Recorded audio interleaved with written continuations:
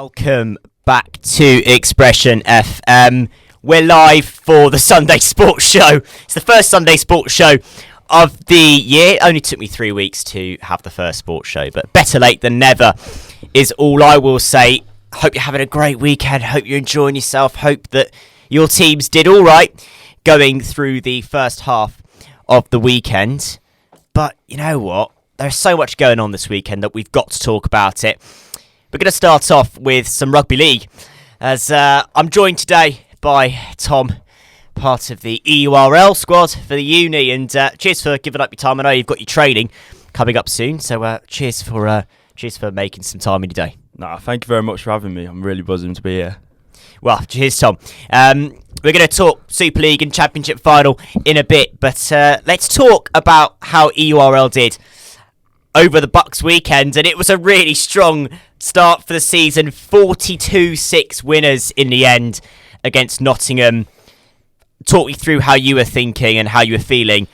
Really strong start for the squad. Well, yeah, it's exactly what we wanted to start the year. Obviously, defending South Premier champions, we needed to start strong. 42-6 is a very convincing win, but if I'm honest, at half-time, we were just speaking earlier, it was 12 points to 6, so it was very much a second-half clinical performance, but the first half was very hard fought, and credit to Nottingham for that. Yes, it was. It was half-time at 12-6, and the game is hanging in the balance. For those who aren't quite as clued into rugby league and with the lingo, 12-6 is 2 tries to 1. Yep. So it's totally not a done game by that point whatsoever. And just Exeter University turning it on, tries from both Ticehurst brothers. Yeah, they're sensational. They are legends. James Bush, Jack Carden, Ben Moore, and 2 for Lucas Mount. James Bush, again, clinical with the boot, nailing 7 out of 7 conversions. It's always good when you've got a good kicker, isn't it? Well, yeah, it's exactly. He puts us in the right areas of the field, and then obviously off the tee as well. He gets 7 from 7. You can't ask for any better. But yeah, it was definitely a second half performance where we played in the right areas of the field, and that was partly down to Bushy and Jack Carden's kicking. So yeah, it was really good. Yeah, it really was. I mean, it was a really strong start to the season and shaking off the cobwebs for EURL. How was pre-season like in the squad? Was there real confidence? Of course, you come into this as defending champions. Am I right? Yes, you're correct. Pre-season, I just look back on it. I can't stop smiling about it. It was so much fun actually. Like, we worked really hard, but we did lots of team building outside. We did lots of social events on the outside as well. That meant that we could really bond as a team. I think we're confident, but we also know that we've got to work hard, and things don't come easy, especially in university sport. So we're putting in the hard work each time we train, but enjoying each other's company as well, which is really nice. Yeah, always good to build that team spirit, and rugby teams have got a great knack of building team spirit, haven't they? Largely due to the use of alcohol, really. Let's be frank about that.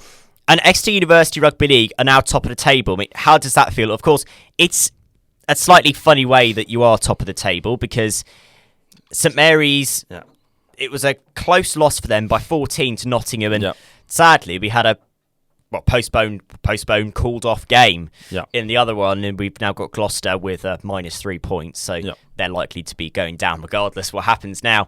Of course, you never want to see games getting walked over, really. No, but Gloucester are just one of these teams where they work unbelievably hard. There's no easy game at all in this league. Every single team is really, really disciplined, and I remember playing Gloucester last year, and it was one of the hardest games we'd had all season. Like, they are fantastic. Loughborough as well, looking strong this year. The league is looking really competitive. We've got St Mary's at home this week, which traditionally St Mary's are the strongest side in the league. So it's a massive game for us. So we're sort of head down this week. We're not even looking at the league table this week. All we're focused on is St Mary's at home. I was going to talk about St Mary's. Is the squad quite confident coming into that game that you can get a result out of that game? Of course, there's no such thing as bonus points in rugby league. It is just win or loss, and it's golden point. Are you confident that you will be able to get a result out of that game, or are you just trying to keep expectations low? I think you've got to always be confident going into a game, especially against the likes of St Mary's, where they are such a strong team.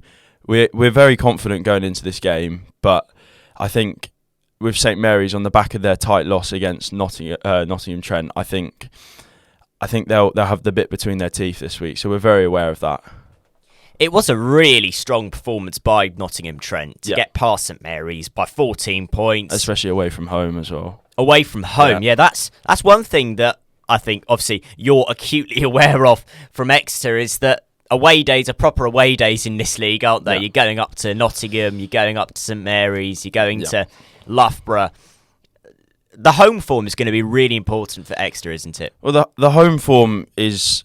Those are your must-win games. You have to win home games. And then, as you say, when you're travelling about, especially from Exeter, it's like 6:30 a.m. starts on buses and stuff. It's not easy.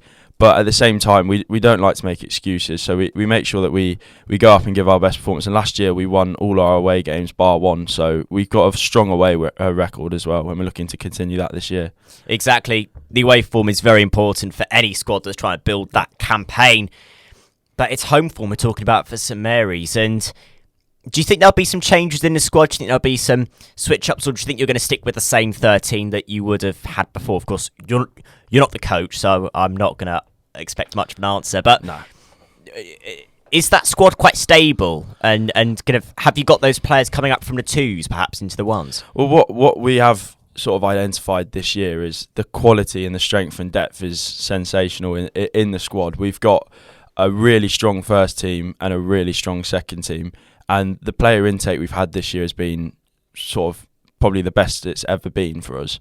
So in terms of, we're not sure on selection yet, in terms of we haven't made our decisions or anything, but I guess the sort of the clinical performance we put in against Nottingham, the squad's all fit.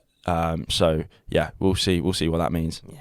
The important question before we move on to the Super League is, how can sports fans in Exeter catch the game against St Mary's? We're at 2 p.m. at Ducks Meadow. We've got a double header actually. So our twos team are also playing this Welsh Rugby League academy called Coleg. So we've got a double header down at Ducks Meadow. I'm not 100% sure on the timings yet, but I think it's roughly 2 p.m. But if you just check out our Instagram, you'll be able to see. Amazing, great stuff, and definitely go down there, because you know what, EURFC, they get a lot of love, and so should they. However, rugby league is an amazing sport as well, and I think not many people know it, mainly because of the geographical divide. That's something I'm going to talk about in a few minutes' time, but let's talk about the Super League Grand Final instead. Wow. And the Wigan Warriors are the Super League champions. What a performance, and what a grand final as well. I think it proved to me that a rugby league game doesn't have to be a tri-fest, and it doesn't have to be a 42-36 game for it to be exciting. No, exactly. It was only 10 points to 2, wasn't it? So it was a real tough fought game for Wigan there. But in all honesty, I feel like the try was the deciding factor. The support lines they ran all game was probably the deciding factor there for Wigan. So yeah. Yes, the support lines were so strong for the Warriors, and it was 2-2 at half time. Really nobody tight. had really tight. Yeah, nobody had really got a foothold in this game. It was just a goal from Harry Smith and a goal from Adam Keithron that was keeping the teams level. Of course, you had the yellow card for the Dragons, which was a massive moment in the game. Well, I'll tell you one thing about rugby league. If you get a yellow card, it is difficult to defend. Yeah, 12, all of a sudden when you have 12 players on the pitch versus 13, that difference is monumental. So there definitely would have been a sort of knock-on effect of that yellow card towards the win for Wigan.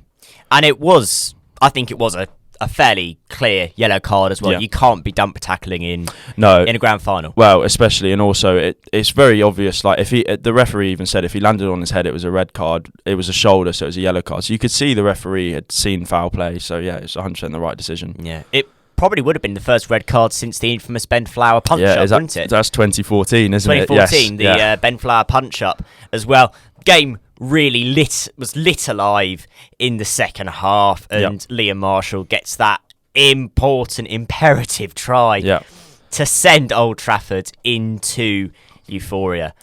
Yeah. The atmosphere at Old Trafford was amazing, and Well, it always is, isn't it? It always. I've always said this about rugby league, like the atmosphere. I went to the Challenge Cup final in summer, and the atmosphere was sensational. Something I'd never experienced before, and I have no doubt that Old Trafford was the same. I was watching it on the TV, but you could hear the fans, and yeah, that's something about rugby league. It's just the fans are always up for it, aren't they? we were talking before we went on the air, and I was saying about how I was most impressed by the Catalan Dragons fans that came out. Made the trip. What a turnout it was, though. Yeah. To go all the way from Perpignan all the way up to Manchester, and you could hear them as loudly as you could hear the Wigan fans. Yeah, especially, it was just, I think, again, it's going back to the idea that the rugby league has a massive following, and it's not just in England. You have Australia, you have France, you have all these areas, and the fans are willing to travel. And it was shown yesterday in the grand final. So yeah, great day for rugby league. Honestly, what a day for rugby league. I think it's one of the best grand finals for a very long time. In terms of grand final tries as well, the way they set that up is sensational. The way they got to the middle of the field, ran a typical block shape where they had a player out the back, and then Wardle makes that step on the inside support from Farrell. It is just classic rugby league, and it's a great try. That's why I love rugby league, is that it's none of this business of driving maul and phase after phase. It is just attacking rugby. Well, and it's beautiful. Yeah, and it's like any team sport. The way you make a half chance a full chance is by support lines, and that's no different in rugby league. And if you watched the game yesterday, that's exactly how Wigan won. Their support lines on the inside from the likes of Farrell, Marshall supporting on the outside after the Wardle break. It is just classic rugby league, but it's just basic sport knowledge really there. There is also actually a bit of a funny thing about this final was that it was the top two teams in the league, and it was the team that was leading the league at the end of the regular season that won the whole tournament. It's got to be one of the first times in a long time where that's happened, actually. Well, yeah, that's the other thing about the way the leagues are set up in the NRL in Australia and in the Super League, the Championship as well. They're playoffs. So if you finish first, you obviously get advantages such as home semi-finals and stuff. But the general thing is that you sort of, when you're playing, when the league's set up, it makes sense for the first team to win, isn't it? But what makes it more exciting is the fact that you get teams that can have underdog stories, like the likes of London Broncos, who finished fifth and are now in a championship final. And yeah, it adds for excitement. But as you said, probably the first time in a long time that the league leaders Shield winners have won the grand final as well. I think also, it's one thing we'll talk about in the next few minutes with the championship final. However, I'm really happy to see French Rugby League working again. Yeah. And just there is that real culture, because we all know the history, or many people know Rugby League know the history about Rugby League in France, about the terrible banning, almost. It was just banned in France. And we know about that history. And we also know about the sad news that the Rugby League World Cup won't be taking place in France anymore in 2025. Real shame that, and I think that's its own topic to discuss in the off season. Is the new Rugby League World Cup format? I think you need to remind me about that at some point, Tom, and I'll talk about that on the air don't worry, when we've stopped talking about the Super League. But it's just good to see French Rugby League working well again, and there is that fan base there, even if the national team aren't very good right now, let's be frank about that. Yeah. Actually, there is that fan base. Yeah, exactly. I think for the growth of rugby league as a whole, it's massive, because France are typically the second best team in Europe behind England. And yeah, if they can get two teams, obviously result pending today, if they can get two teams in the Super League, then that will be sensational for them in their development. So yeah. It's funny you say that, because the Toulouse Catalan game was actually one of the I think it was one of the most attended games. I'm not surprised. I'm not surprised. In 2021, whenever they were in the Super League. Let's talk about that championship final. It is today in Toulouse. Toulouse Olympique versus the London Broncos. And it's going to be a landmark for rugby league if you actually think about it, because you've got two areas that are totally alien to the bedrock of rugby league. You've got the London Broncos from London in South East, and then you've got Toulouse in South France. Toulouse are looking to bounce back straight into the Super League, whilst the Broncos were last there in 2019. What a moment for rugby league this is, to have a London and South East team and a French team on the verge of being Super League. Well, I mean, what a moment firstly for the players and the fans. I couldn't imagine being a London Broncos or a Toulouse fan today. Oh my word, it'd be sensational. But yeah, no, as you said, it's not typical. It's outside the geographical sort of area. They call it the M62 corridor. And yeah, the fact that London Broncos, a London team, either way it goes, to be honest with you, the growth of the game, the game will only benefit from the growth, won't they? So I think for rugby league as a whole, it's a really exciting final. And also, given the fact that we've seen London Scholars drop off the map, drop out of League One into the Southern Conference, go semi-professionals, real shame. Yeah, because Broncos are now the only team in London. Yeah, but I tell you what, their academy setup is unreal. I've grown up in London, and I've had friends that have been in the London Broncos academy, and yeah, they are the way they set it up and stuff. They've got a real good thing going for them down there. So yeah.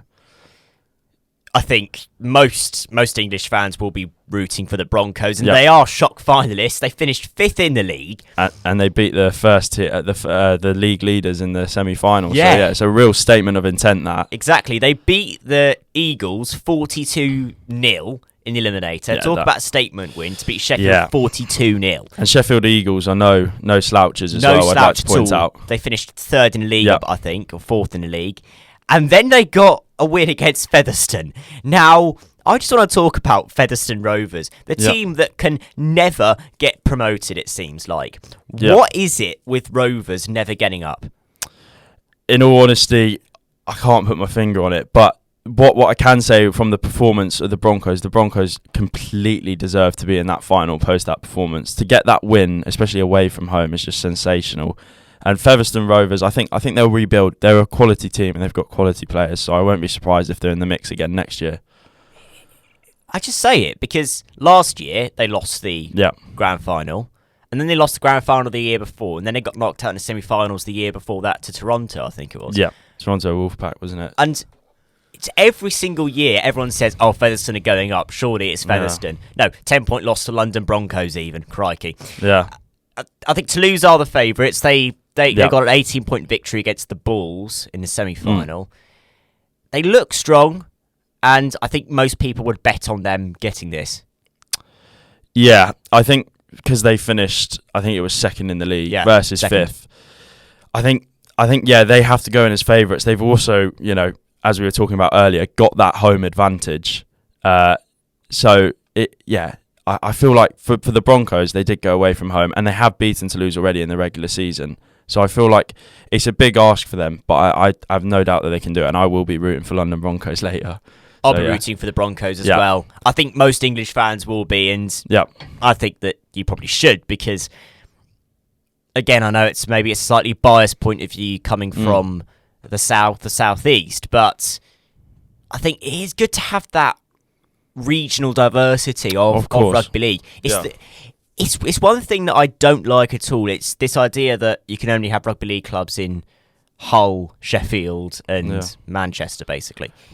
Well, the southern game is definitely growing, and if London Broncos get promoted, it will only add to that. You've got this sort of wide talent pool of athletes down the south that traditionally maybe haven't played rugby league. And now all of a sudden the game's growing in the south. You've got the likes of Cornwall, London Broncos coming through. So the game is massively growing. And it's just, if Broncos could get promoted today, that opens up a whole new world of opportunities for rugby league, especially in the southeast, as you said. Especially given the fact that the semi-final for the Rugby League World Cup was held at the Emirates. Yeah. Why else would they hold that semi-final at the Emirates if they weren't expecting a push in the southern game? Well, I think on that, the Rugby League World Cup, there was a buzz around it in London. So I think there is a massive market there of people that want to play. I mean, I've played a little bit over summer, and people do love the game. But typically the South is quite a union-dominated game. A union-dominated area. So if the Broncos can get promoted, and as you said, with all the Rugby League World Cup media awareness brought down to the South, I think it can only grow the game, and I think it's positive for everything. That being said as well, I read in an interview that Toulouse would also benefit Toulouse to go up, of course, because they have a few deals with the French media and stuff, so that would grow the game as well in France. So really, it's brilliant that both teams are in the final, and I just hope it's a great game. So, yeah. Yeah, I just hope it's a typical rugby league game. Yeah. I think you mentioned Cornwall.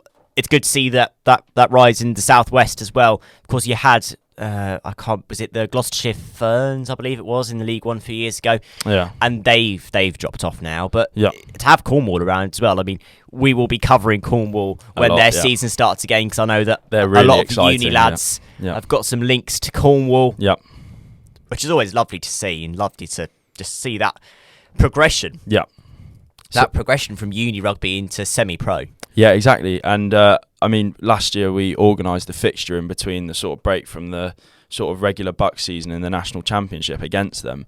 What they've got going there is something really, really special, and I'm really rooting for them, because they are, they were a great team to play against, and then also I like their whole idea that they're growing rugby league in the south, and it's a lot of homegrown talent and stuff. And yeah, they have to travel quite far, but they don't make any excuses. And they did sensationally, as we were saying earlier. They were only 2 wins off a playoff, which in their second year of running is really, really good going.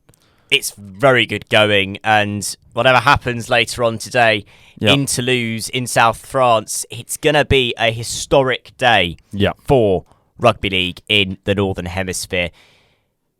While I've got a bit more time, actually, let's talk about some of the international games that we've had on recently. You saw yesterday, so Australia got past Samoa. Yeah. Australia looked really strong.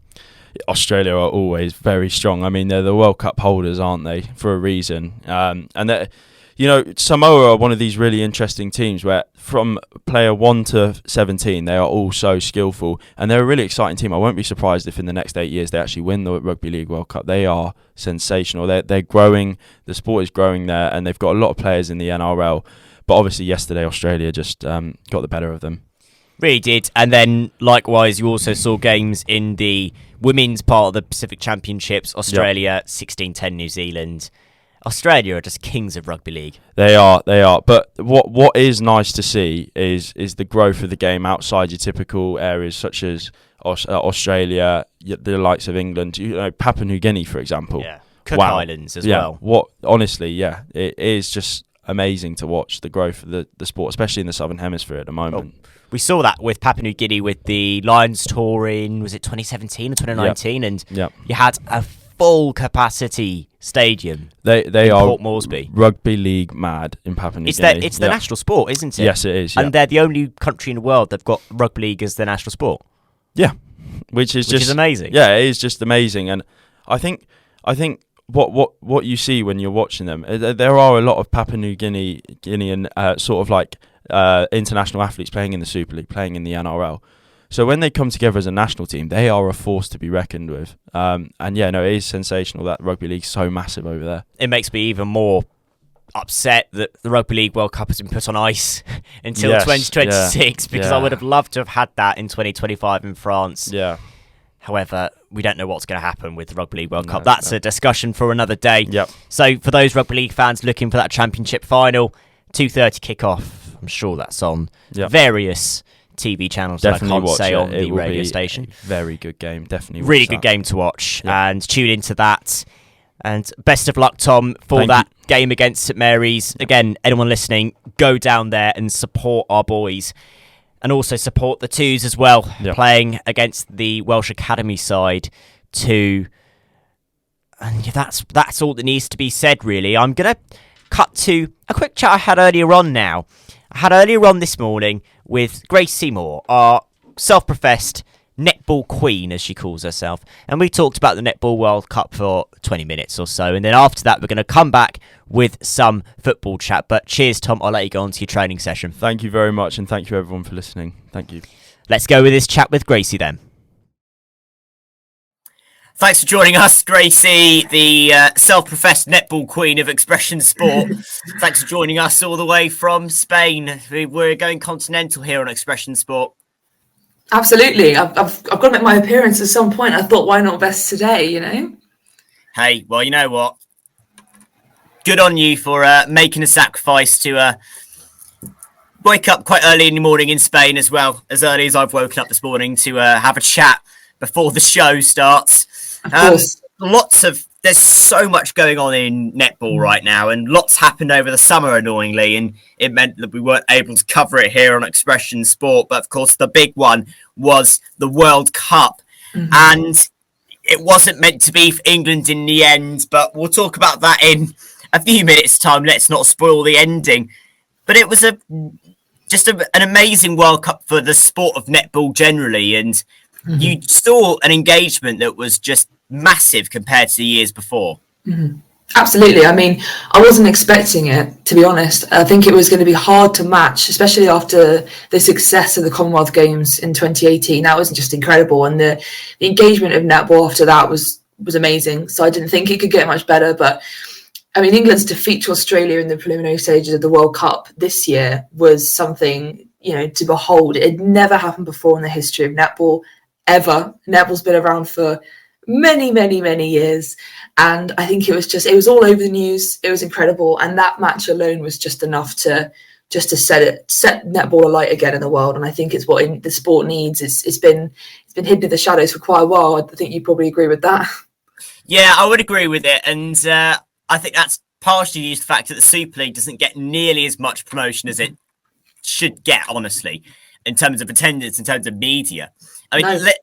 I'll just run through the group stages. It was Australia comfortably through Group A in the prelims.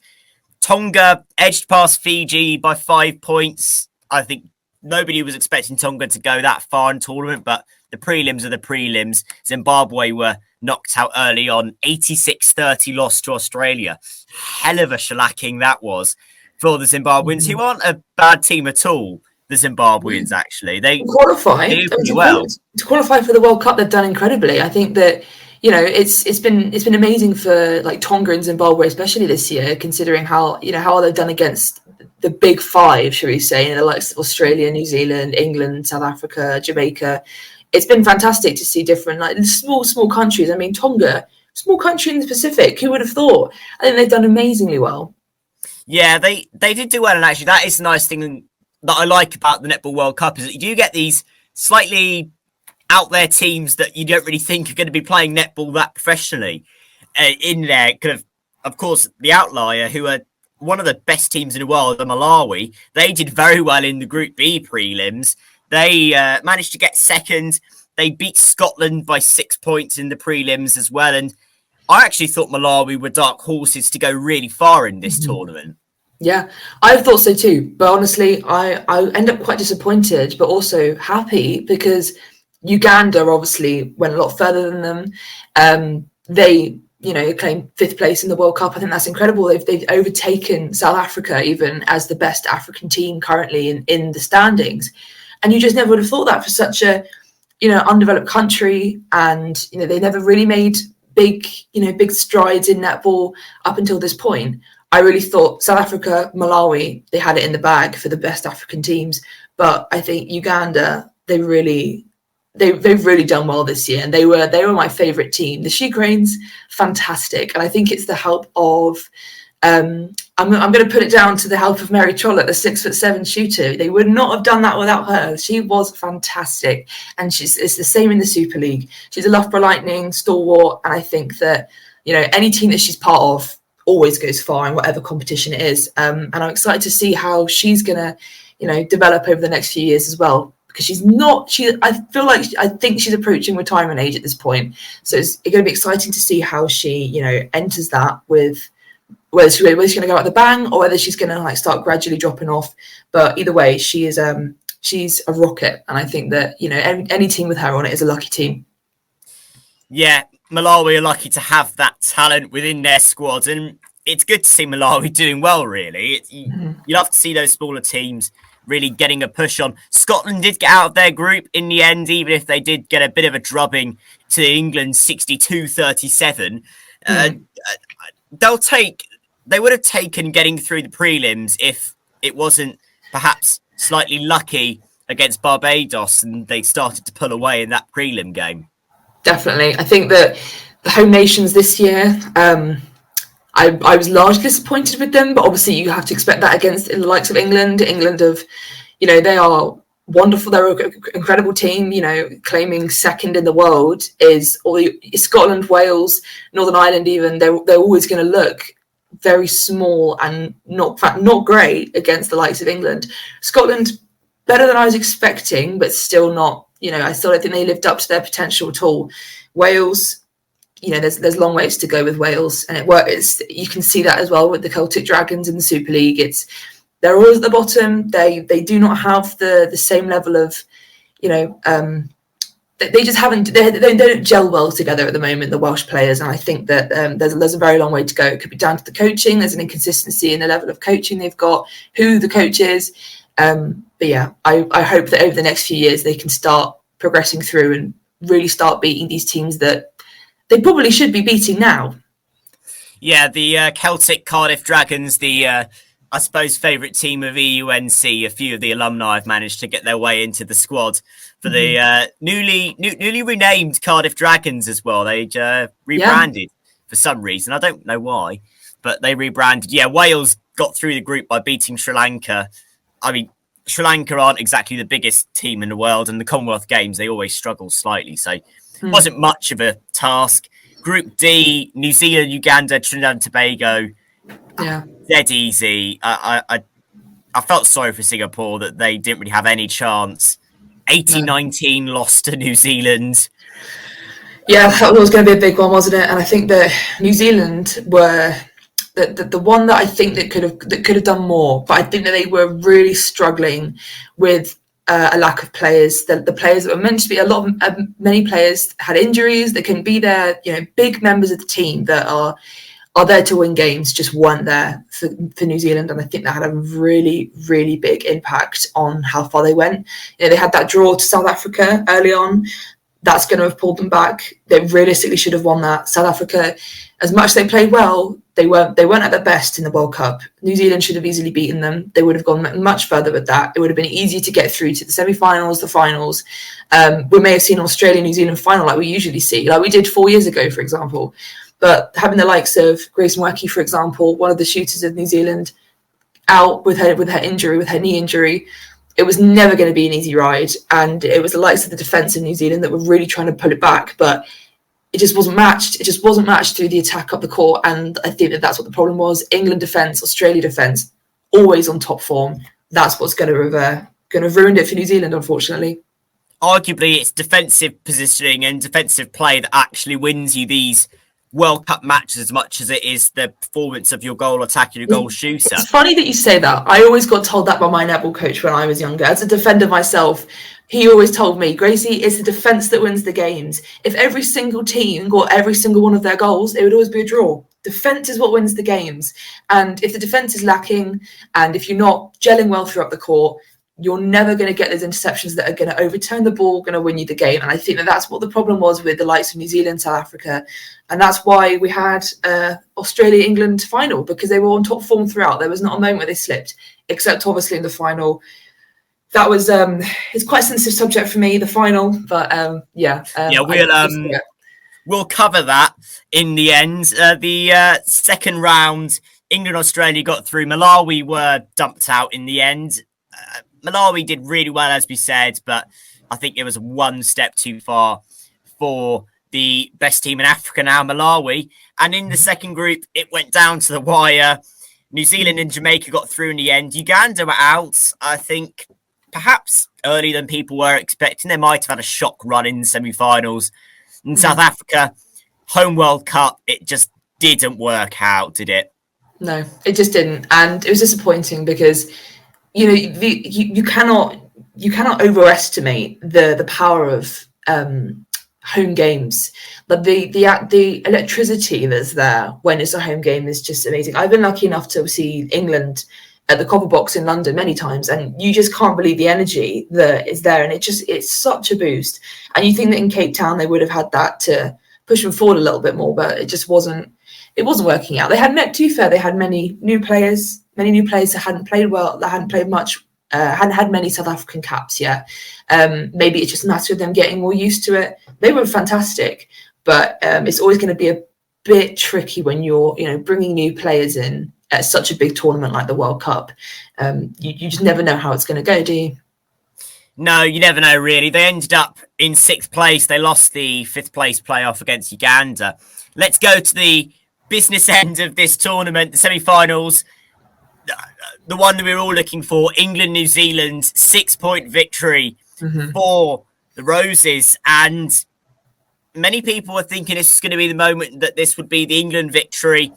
And it was a strong performance by England. It was a really close game up until that fourth quarter, and then they pulled away. Yeah. I think the semi-final was definitely one to watch. Like, it's always going to be a fantastic game between England and New Zealand. 4 years ago, I wouldn't have said this. If New Zealand were always on top form 4 years ago, they would never slip. They would always annihilate England 4 years ago. And it is a combination of incredible coaching by Jess Selby since the World Cup last year, as well as the addition of Sonia Makloma, who used to play for England. She is fantastic, and she has changed the way that the defence works in England. New Zealand have a very specific style of playing netball, same as Australia. Sorry, their zone defence is really, really hard to break through, and it's also very hard to predict. So I was very worried about how England were going to cope. There are lots of young players playing for England in the World Cup this year that I didn't know how they were going to cope with it. They coped very well, evidently, with a 6-goal victory. There's no way that didn't go well for them. I don't think we could have hoped for much more of a victory than that. I think that they won the World Cup 4 years ago. They were going to come out. They wanted to win it again. They were going to come out with a bang. They wanted it. But yeah, I think England just put them to the post. They've just been incredible this year, and they just keep getting better and better. And they're leaving New Zealand in the dust, to be honest. Yeah, New Zealand were left in the dust, and they were sent into a bronze medal final. They lost that bronze medal final against Jamaica, who lost out to Australia by 3 goals. Mm-hmm. Really bitter pill to swallow for the Jamaicans. And this was when England fans got very confident because they thought, hang on, we've actually got a chance of beating the Aussies here. Yeah, definitely. It was so reminiscent of the Commonwealth Games in 2018. The only feeling that was comparable was that one. It was intense, and the only thing that would have made it even more intense would have been a home environment for either of them. If it had been Australia or England, that would have been insane. The fact that it was in South Africa as well, it didn't matter. The crowd there were on their feet all the time. You could tell that the most of the support was going to Australia, though. Unfortunately, I think that definitely did hinder England slightly, and I'm very disappointed with how the score turned out, because obviously the victory in the semis or the prelims against Australia was very close. The loss against Australia in the final was immense. I believe it was 61-45, something like that.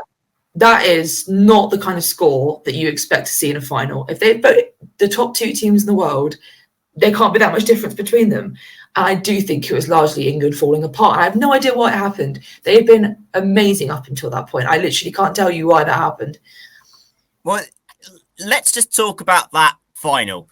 It was all going well in the first quarter, 13-all. Australia pushed forward slightly in a second. It's 4 points lead for Australia, but you can get back 4 goals. You can get back 4 goals over 2 quarters. Yeah. And then it all falls apart in the second half.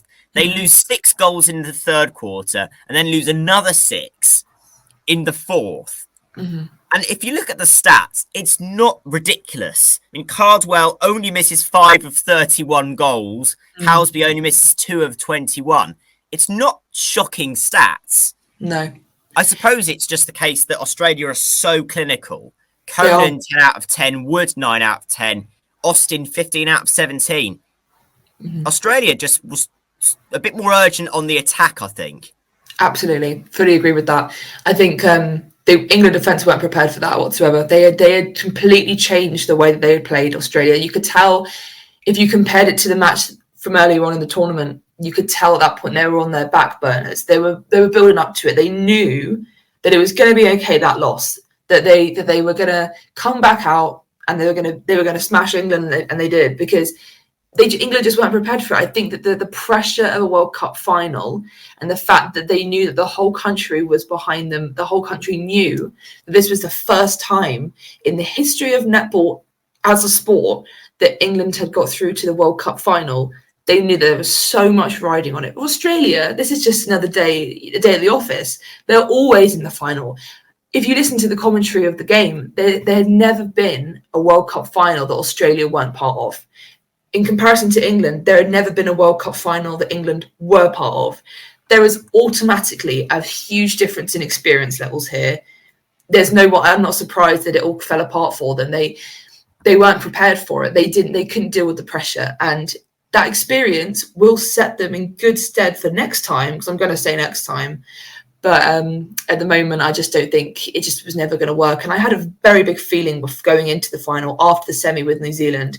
I knew that it wasn't going to go well. And I couldn't tell you why, just felt it. I just didn't think New England were ready for it. It wasn't their time, unfortunately. Yes, Sydney 2027 is going to be what the English team will be looking for now. Mm-hmm. And bitterly disappointing for the English fans. However, the better team did win on the day in Cape Town. Absolutely. And they've just got to lick their wounds and move forwards from here, really. It's a shame for the English fans, but end of the day, the best team always wins. Yeah, end of the day, they always win. And it was disappointing for me. I was watching it on my sunbed on holiday, actually, and I was cheering, screaming a little bit, but maybe not for all the best reasons. But, I'll keep my fingers crossed. I think they've... I can feel it coming. It's just a matter of when now, I think, the win. Australia are your 12-time Netball World Cup champions. Thanks for joining us, Gracie. And I'll be chatting to you next week. We're going to be talking about the game for the ones. They've got their game coming up next week in the Bucks Netball. That started this week as well. But I thought I had to run through the World Cup before I started doing Bucks action. We've got a bit of time to wait until we start the Super League in February. I think it's time for a song break before we start to talk about some football, and we talk about the Euro qualifiers, and talk about the weekend to come and the weekend that's gone for Exeter City and Exeter City women. But thanks for joining us, Gracie. Thank you very much for having me. It's been a pleasure. Thank you. Thank you. Welcome back to Expression FM. Welcome back to your Sunday Sports Show. I've been joined by two new guests today in the studio. I'm joined by Jacob Brown and Sam Parks. Let's talk some footy then. There wasn't really much football going on this weekend, was there, with the international break? However, there was still some domestic football going on in, of course, the best league in the world, EFL League One. The only league that you should be following, really, isn't it, guys? Exeter City, they're not playing. However, let's look forward to their next game against Wigan Athletic. I'm nervous about this game because we had a pretty poor run of form coming into this international break. It was a very poor loss last time out in the league, and Wigan, even if they are a struggling team, they can fight quite well in this league. Yeah, look, it's going to be a close game. City, this 2 weeks couldn't have come better. This international break, a much needed, rest for the Grecians, a bit of time to get players back from fitness. You've got the likes of Dion Rankin still coming back, Trevor into the fold, Musquet, who we need that striker, and he's much needed. So I think, it was a much needed break for the Grecians. 4 losses in a row in the league is not good. But 2 weeks back in the legs, Coolwell's going to have them working, and I reckon we can give an inconsistent Wigan team a bit of a run for their money, hopefully. Yeah, I think we were there obviously when that Barnsley game, and you just felt like this Grecian side looked a bit stretched. Like they put everything into that match against Luton. You could see it in how they reacted to the result. And then since then, they haven't really been in matches. They were in that match against Barnsley and probably didn't deserve to lose in that way. But still they've got to turn it around because you don't want to be on one of these losing runs. And these losing runs do just keep on going and going in the league sometimes. We saw it last year where we had the first half of the season to rival any first start for a promoting team, and then the second half we were almost thinking, crikey, we're going to be in relegation form if we don't start picking up soon. So there is history of these spiralling forms for the Grecians in League One. For Wigan, they just want any points. Of course, they started out the season with, was it -8 point deduction for financial mismanagement, financial penalties. Got to feel a bit sorry for Wigan because the players have got nothing to do with what the owners are doing behind the scenes in the boardroom. But for Wigan, any points are useful for them to even have a chance of staying in the league right now. Yeah, I think Wigan will be in the league come the end of the year. But I think the real issue lies really with their just inconsistency so far. Wigan have not been that team that we expected to come in, win the majority of their games, and possibly get into them playoff places. 8 points. Yes, it's a big gap at the start of the season, but if you're a playoff team, you should be making that up pretty comfortably. And Wigan just haven't been able to do that. So, an opportunity for the Grecians, and they'll look to take it. But I'm not as worried about, this form as some people would be. Lots of injuries. Barnsley are a really good side. Poor losses to certain teams. Oxford away is never a winnable game either. But I'm not too worried. And with this set of fixtures coming up, we got Wigan, we got Derby. They're tough fixtures. Derby away, I'm very excited for. But tough fixtures, but they're winnable ones for the Grecians on their day, and hopefully them fit players coming back can do the job. And something else as well that's an issue for the Grecians that might be coming up soon is major fixture congestion. There's going to be 4 games in 10 days. Now, how does Gary Caldwell deal with this in managing his squad? Jacob, I'm sure you've seen many times when Cardiff have had these moments when fixtures are backed up. And I'm a bit nervous that there isn't that squad depth in the Grecians to really pull through. Well, I think the run of games you've had in September has been something of a reality check for the Grecians. I think they want that mid-table position. They want that security. I think that's where the side is going to be looking to go this year. And what Caldwell's got to do is pick out, he said, right, how many points do I want from these 10 days? And where can I get them? The Middlesbrough game, he's always going to put his best team out because it's a cup match. It's a once in a, decades opportunity to get to a quarter-final of a major cup competition. But in terms of the other 3 games, you've just got to think what games matter the most to us. And I would say it's those 2 home matches. And maybe you do rest and rotate, and you could sort of play sort of slightly different styles that put a bit less pressure on players like Mitchell and Trevitt, who are very, very involved against certain teams. Yeah, look, I think it's got to be them home matches. We're going to be a good place to start. Derby away is always a tough place to go, but then they've been inconsistent, and Caldwell could say, okay, let's just park up for a draw here and see what happens. But I think Lincoln on the 28th at home is a must-win game. For Exeter City here. If they get 3 points there against a Lincoln team that, I'm going to be brutally honest, is rubbish. They lost to Burton. The B team. Yeah. The City B team. The City B team, as they're known, Burton Albion. I think Exeter should aim to get, 4-5 points from them 3 games. Optimistic, but hopefully 4 odd points, and then if you beat Lincoln, you go into that game against Middlesbrough high on confidence, and you want that going into a game. We went on to the Luton game high in confidence, and it worked. So you want to do that against Middlesbrough, and then obviously FA Cup the weekend after. Well, especially when you look at Borough, they've got the same problem. They've got again 4 fixtures in 10 days. And they're a side, the international breaks almost come at the wrong time for them at the moment. So, looking very far ahead to that match at the end of the month, it would make it really interesting if Exeter could really start getting that home form going in these 2 matches going into such a big game. Also, something else I've just remembered is that the FA Cup draws today, isn't it? It is, I think, 6 or 7 p.m. Who? This evening. Torquay aren't in it. No, Torquay got knocked out yesterday. They lost to Maidstone twice in the space of 5 days. Who do we want then? Do we want it to be the lowest of the low teams?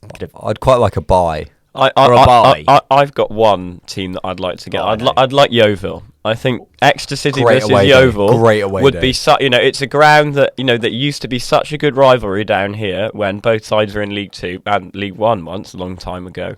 It would be amazing to see those 2 battle it out again, and if it's an away day, it's a part of the country that you don't normally go to. It's also a cheap away day. I thought you were going to go for Chelmsford City there, Jacob. No, I want them to go a bit further in the competition. I think if they came up against Exeter, that would be it.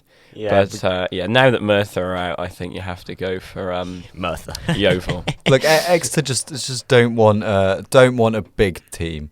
We don't want a League 1 team or a League 2 team in the middle of nowhere, unfortunately. We just kind of want something that's very easily winnable. Maybe a game at home against, Solihull Moors or something. Or something simple like that. Or Wrexham away. Racecourse away day. You don't want to go there. But, I think it's always exciting, Exeter have had a lot of good experience in the Cup over the last couple of months. And you do kind of want them to go on that run so they could get that big team in the third round. Exactly. I think that all Grecian fans will want that cup run to continue. The EFL Cup has been a magical run, and we're hoping that magical run will continue against Middlesbrough, even if I think hopes are slightly lower now as they were going into the Luton game. Let's go through the rest of the games in League One over the weekend.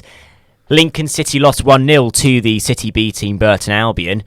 And for once, Burton Albion look like they're not stuck in the middle of a relegation battle, which is always lovely to see.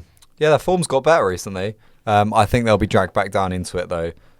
This, I don't think it's the strongest Burton Albion team. I think less said the better about this game. A bit of a dead rubber in League One. Fun fact, all 4 of Exeter's players who went to Burton in the summer do not start for the team. So it's the B team that's put them in the reserves. You love to see the reserves being filled with the Grecian talent in that squad. Carlisle lost 1-0 to Leyton Orient. Leyton Orient are doing pretty good for a team that got promoted from League 2 last year. And Carlisle are in a real spot of bother now. They got promoted from League 2, and it's funny because last year we were saying the same about City and Forest Green Rovers. We were saying, City are knocking on the door of playoffs, while FGR in that case were stuck in the relegation battle. And for Carlisle, the worst away day in the whole of the league. It's not going well. Yeah, their form at the moment is almost as bad as that kit that they wear. But I think, Carlisle's almost in a way all the problems Exeter City have, but worse. I mean, their attack is just woeful.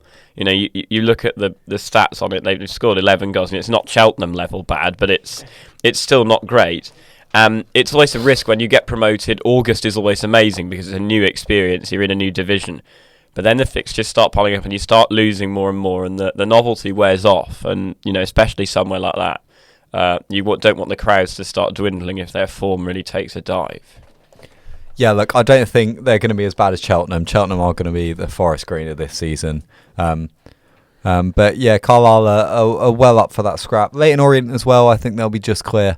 But Carlisle, I also do like their home kit, and I'm not opposed to the away kit.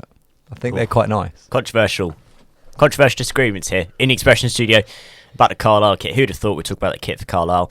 Shrewsbury and Cambridge played out a pretty dull 1-1 draw. Move on. It's honestly... These are the games in League One that you just sit there and think, why has this happened? Why are you doing these games? They're so boring. And then Blackpool with a shock 3-0 win against Stevenage. I don't... Where did this come from? Stevenage losing 3-0 to Blackpool? This is what should be happening in League One. Stevenage are punching above their weight. Fair play to them. I've been really, really impressed with Stevenage. I think Jamie Reed's absolutely quality up top. But, Blackpool just showed their prowess and strength. And, they're a team that have benefited from not having international call-ups because their form has developed quite a lot recently. So, a really good win for the Seasiders. Yeah, well, Blackpool was a very hot and cold team last season. And I was worried about their attack with the lack of Jerry Yates there this season. But, that winning 3-0 against Stevenage is no mean feat. And maybe this is the start of a turnaround for them. You see that a lot with teams that go down. As the season starts to really get going, they start to develop and understand a bit more the division they're in. You see it in an awful lot of the EFL divisions. So it is encouraging for them. They've got some good players. Jordan Rhodes is a goal scorer. He will score goals at this level. CJ Hamilton, another player who I thought was good enough for the Championship. But, he'll score goals in League One. And then Ollie Norburn's actually a brilliant player in midfield. And, Blackpool did well to get him. So, I just think it's a good team. Albie Morgan on the bench, Shane Lavery. It's a good team. They're gonna win games, and they put Stevenage away here. And Blackpool have recovered well because, of course, they've now lost Charlie Patino in their squad. He was on loan there last year, and he was doing a pretty good job for the Tangerines, isn't it? Tangerines, yes. For the Seasiders, for Tangerines. They're doing well, and right now they're knocking on the door of the playoffs. That was it in League One. That was genuinely it. Loads of postponed games. I was going to plan a segment where I was going to say how this was how the Grecians did on tour. This is how they did in internationals, but none of them played. Genuinely none of them. Sinisalo was on the bench for Finland. They've still got another game. He could play in a couple of days' time. Yes, He could play. he could play. He could play. However, he didn't play. He didn't play over the weekend, and I got caught because I put in a group chat, I'm looking out for Yannick Wildschut without realising he wasn't even in the Suriname squad. Yeah, no, he was being posted on the Instagram of Exeter City the whole time. Yes, you love to see. You love to see great communication between clubs and the national FAs. I think he got injured. I think Oh. he had a knock and stayed back. Well, And Vincent Harper for Kenya. Yes. I don't know if he played again. playing today, they are. Yeah, they're playing Russia today. aren't Playing they, in today a at friendly? 5 o'clock. Well, we shall see if that happens. Russia playing their group of friendlies. They played, was it Cameroon a few days ago? Now they're playing Kenya, so they're doing the tour. Let's talk about the Euro qualifiers then. Games that I think matter a lot more right now, particularly to fans. Let's just go through the groups and the groups that matter. Group A, Scotland look like they're in the Euros now, which is a great thing to see because Scotland have got a really good squad in their ranks. Yeah, they need a few more points, and it looks like they're going to get them points in their group, which is good for them. They were very unlucky to lose to Spain. I think that that McTominay goal that got disallowed. Feel free to agree with me, but that is an absolute farce. I don't think that is ever a foul on the goalkeeper. Barely got a touch on it, and it was a great goal as well. But VAR, a lot of issues at the moment, and I'm sure we don't want to debate that today because it'll take hours.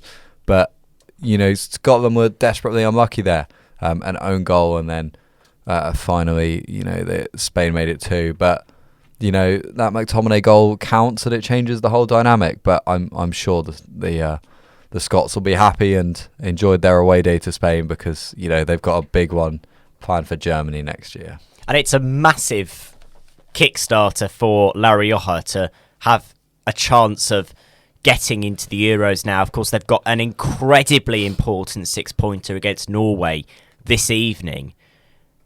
But for Spain, they're on the verge of getting knocked out of the Euros, which is slightly bizarre to think about. Yeah, it is. I mean, that result back in March it sent shockwaves across the home nation international teams when Scotland won. I don't think many people were expecting it, and Scotland have just used it as the trampoline. But since then, Spain have been a bit more solid, and they've looked very good in attack, and they have responded quite well. But Norway are one of these mercurial teams that if Haaland has a blinder, you just don't know. Like, It's a two-man team.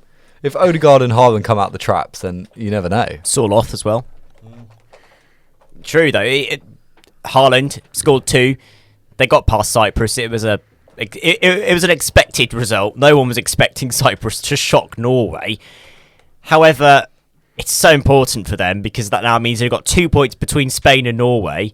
Spain have got a game in hand, but of course, if they lose this game today in Norway, in Oslo, Norway will be a point ahead.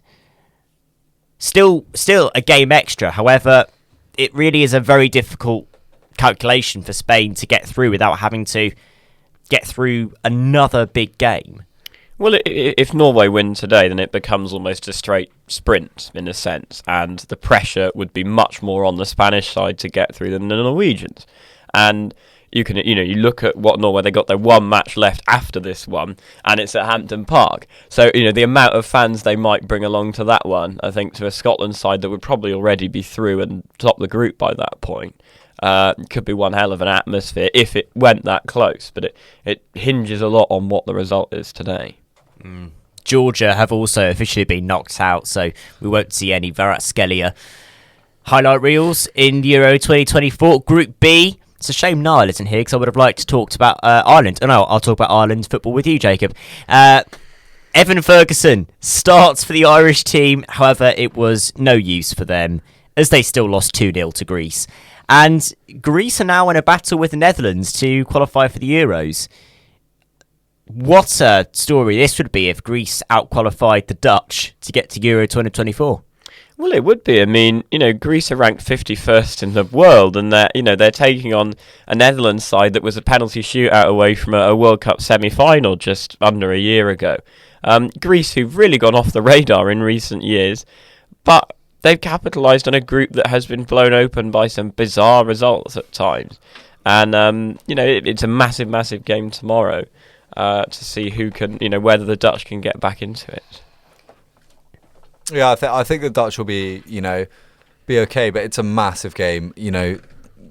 Yeah, they're suffering at the moment. The Dutch league at the moment. You got Ajax in awful form. Dutch football's a bit of a rocky place at the moment. But it's a big 6-pointer against Greece, and you could see them coming out from that. But I thought they were unlucky to lose against France and Netherlands, albeit Kylian Mbappe's wonder goal, an absolute screamer for the second one. But yeah, that happens when you play teams like France, and they're through. But I'd expect the Netherlands to hopefully overcome Greece and join the French in the Euros. Certainly is a rocky time for Dutch football. You've got games getting cancelled and postponed for riots. It's all blown up a bit in Netherlands. Netherlands lost 2-1 to France in round 7. Doesn't help their cause, this campaign that's getting a lot more difficult every single game that they are playing. 2 goals for Kylian Mbappe. He is inevitable. Hartmann tries his hardest to get a point back from it, but no use. Yeah, that's the Mbappe factor. It's like you were saying with Norway. If Haaland turns up, the game's changed, and Mbappe turned up against the Netherlands, and we saw what happened. He's one of the best players in the world for a reason. He is one of the best players in the world. Group C, the group that we all care about. England, Italy, Ukraine, and North Macedonia. North Macedonia, 2-0 loss to Ukraine, and that's essentially knocked out their chances, I think, of getting into the Euros. They had an outside chance coming into this game. If they'd got a point, they would have been on equal points with Italy. And for North Macedonia, they'll be relying on another win against Italy, won't they? Yeah, they do. That Italy be thinking, oh no, not again. This can't happen for the second time. But this match on Tuesday's huge, isn't it? Between England and Italy. England so far have been outstanding in this pool. It was a really difficult pool when it came out. It is certainly one of the toughest qualification groups I've seen. But they're on track at the moment. But if they lost to Italy at home, it's not unthinkable. Then it does really throw a cat amongst the pigeons, and it would then become a much more interesting 3-way race between England, Italy, and Ukraine.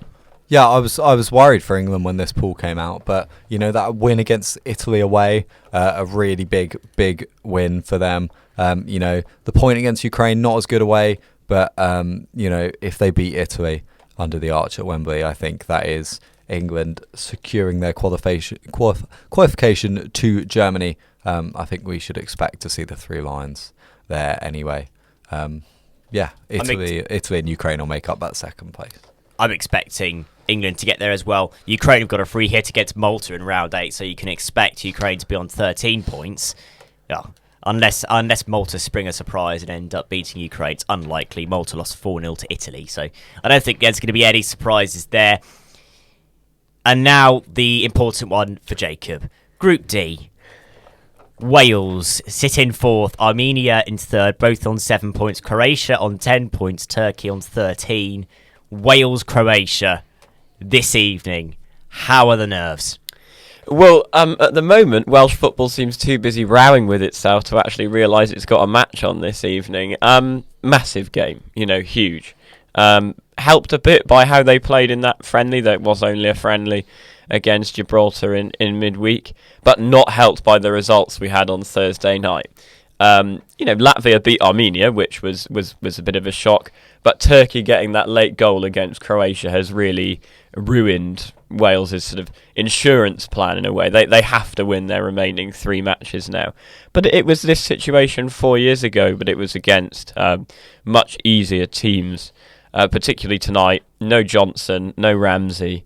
It's going to be really, really difficult. But you never know. And the crowd is sold out, so maybe that atmosphere can carry Wales over the line against a Croatian side that were poor on Thursday night. But it's always a test against Croatia, surely. They always pull it out of the bag at World Cups when they need to, and it's going to be tough for Scotland. I think Scotland, Wales. God, I'm sorry, I'm losing it.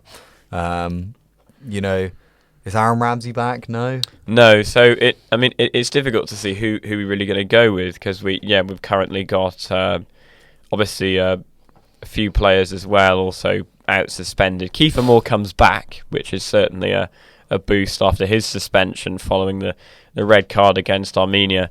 But this match has been something that we didn't always play each other at the moment. It was a 1-1 draw back in 2019 when we just had to get a point from that game. And this time we just have to win. I think we haven't won at home.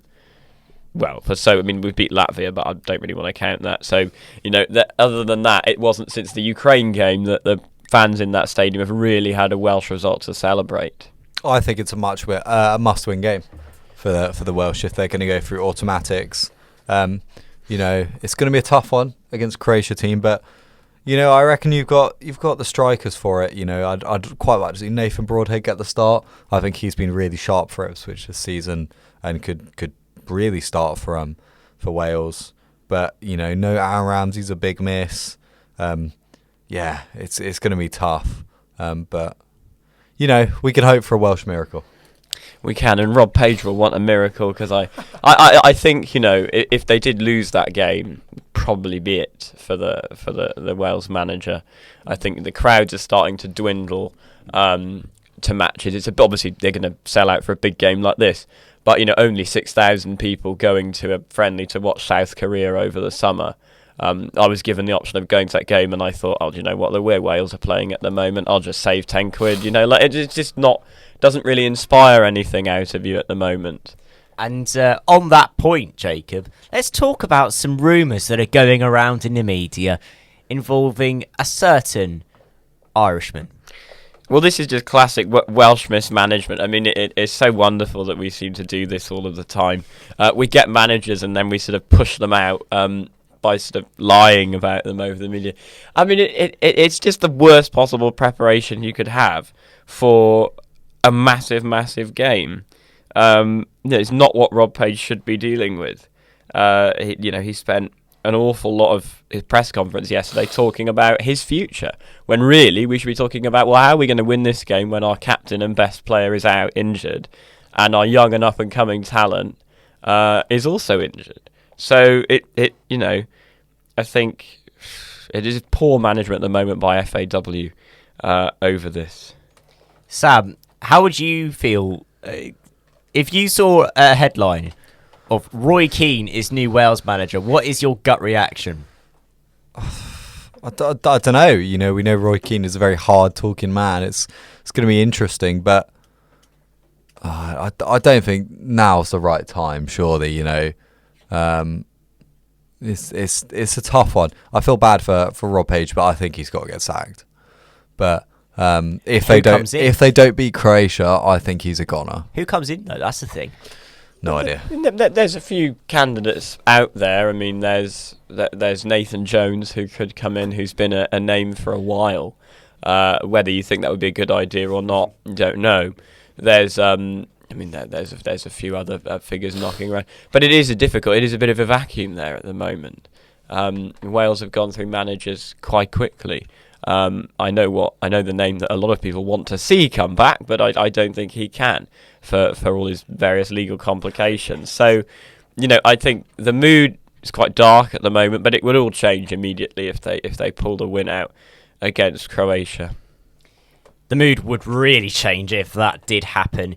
Group E, not really going to cover this very quickly, but somehow there's still a four-way battle to qualifying there. Czech Republic, who did well in the last Euros, you have to say. They're in a bit of a fight with Poland. Poland, of course, perhaps the last Euros with their quote-unquote golden generation that's never won anything or never done anything good. Well, they're never going to win anything, unfortunately. They haven't got that depth on Poland. Probably their last generation. It's going to be Lewandowski's last Euro/World Cup cycle. That's it. I think it is their last generation. Some great individual players, but they haven't had the team depth to really challenge for titles, unfortunately. No. And Albania are now in the driving seat to actually qualify for the Euros, which is quite something because I think for years many people have said Albania have had some really good players. Of course, the name that jumps out to me is Armando Broja, and he is an incredibly good player. And that Albanian squad has got lots of good players, so they might go far if they manage to get to the Euros. Group F, really difficult group this, with Belgium, Australia and Sweden all in the same group. This is a real draw of death, isn't it? And Sweden looks like they're out of the running, which is a real shame because you'd expect Sweden to be there, but Austria and Belgium they've just been the stronger sides. Belgium are, essentially guaranteed qualification now. It's just a battle between when Austria can actually qualify, certainly. Well, I think this pool is it reminds me of some of the ones that Wales always seem to end up being in for years, because you've got three really quite strong European sides in Belgium, Austria and Sweden. And then you have, in my opinion, the toughest away day in the UEFA system of having to go all the way to Azerbaijan. Oh. It's a really, really difficult one because the pitches are always dreadful. There's soldiers everywhere. It's the middle of nowhere. Exactly. You have to go on about 3 different flights. I mean, it's a shame our deputy station manager isn't here. He could tell you all about how difficult it is to get to Azerbaijan. But it just makes the group so much more difficult because a game that should be a given then really isn't, because they're just so difficult to play at home. The away day is a real away day. Azerbaijan. Also, Estonia in that group, that's a hell of an away day too. An away day in the Arctic Circle in the Baltics for Estonia. Yeah, the Balkans away. Yeah, Baltics away, Estonia. Good fun.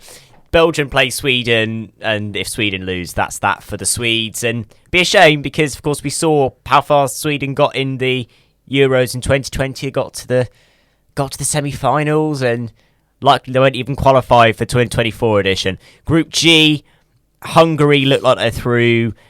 Totally not a politically charged group at all, with Serbia and Montenegro both fighting out for the final qualifying position. Gotta love UEFA and their draws sometimes, and gotta love how they have some funny outcomes. Well, I do actually pity the Hungarian football team a bit. That's about as far as I can go there, because they had the group of death, in 2021. And they actually did quite well. I was quite impressed by how they played. They were competitive. They've got good players. Exactly. So you almost want them to get, a more fair group this time, and then they can have a really good go at it. And they did, and they're basically through now. They got Schwabozlai. I think I said that right. Well said, Sam. That was impressive. Good job. From Liverpool. He's had a really bright start to the season, and he looks a quality player. Hungary. It's going to be good seeing them at the Euros. It will be good to see them in the Euros. Of course, Hungary have had some funny things as well in this qualifying campaign, because they had a few games behind closed doors and a few games in neutral locations too. So Hungary have done fairly well to get past those obstacles. It's a bigger obstacle than you'd expect it to be playing in an empty stadium. Lithuania and Bulgaria nowhere near. Group H, Northern Ireland have got no chance of qualifying, sadly. It's a shame Dan Froggett isn't here. He would be talking about Northern Irish football. Denmark and Finland. Now, Finland could, in theory... Denmark are through. Denmark have got this wrapped up. You think? Yeah, I think Denmark win this group. Really good team. Finland is close. I know they're third at the moment, and, Sinsalo could bring them through, but... Teemu Pukki as well. The danger man up front, the bags man. Who does he play for? He left Norwich. He did leave Norwich. Good point. Let's have a look with Mr. Google. Yeah, Teemu Pukki. My football knowledge isn't that great. Where does he play? It's not the MLS, is it? No, it's still Norwich. No, he does not play for Norwich. Maybe he doesn't get on with David Magnum, but... he left Norwich. Minnesota United in the MLS. I was there right, we the go, MLS, okay. thank you. Minnesota United. Good ball knowledge, Sam. Minnesota United. I was right. Minnesota United and Exeter City players. Yeah, I think team. Slovenia and Denmark have this in the bag, unfortunately. Yeah. They've all played 7 as well, so it's coming round to, final sort of games. But, yeah, I think, Denmark look good, Slovenia look good.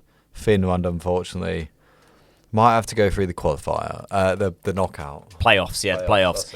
Also, the battle that always happens in any qualification campaign. Will San Marino score a goal? I know. Not yet. I'm very invested in this. I'm story. all San Marino. I think we all We're just all want San it to Marinese. happen. They got 3 more chances: Denmark, Kazakhstan, and Finland. Can they do it? Kazakhstan could be a good shout.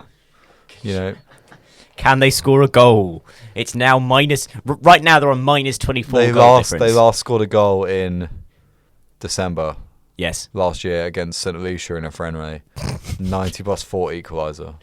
CONCACAF Nations League League C team, St Lucia. Before that, it was against Lithuania in 2022. Last competitive one was in 2021 against Poland, and they lost that one 7-1.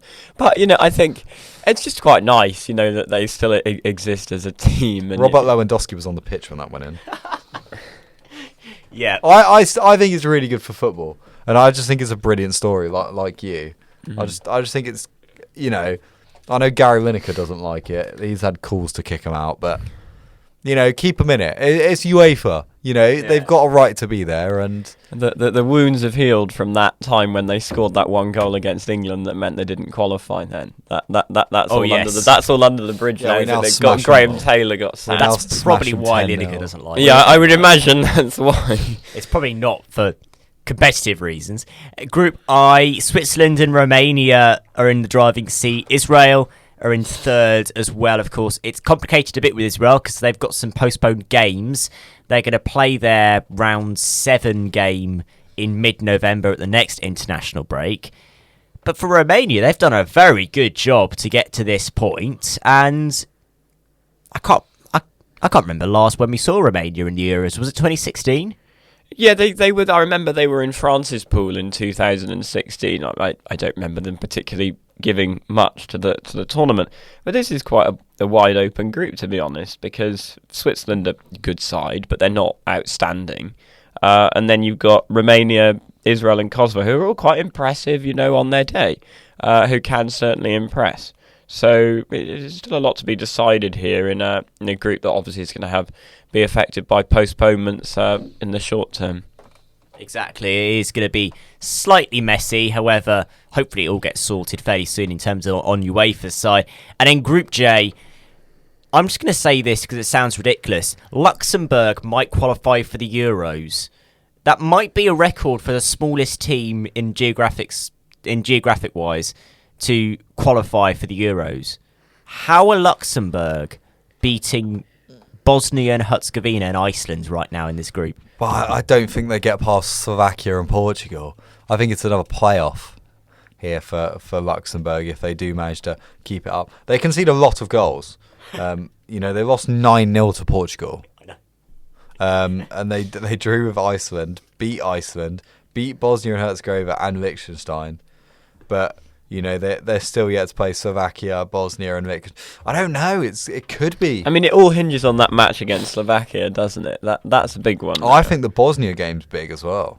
It's basically like you've got to take it game by game in a sense for when you go on a run like this and it's so unexpected. I think you've just got to. Well, Slovakia have Iceland, Bosnia, and Luxembourg. So I'd expect Slovakia to win and the fairy tale be over.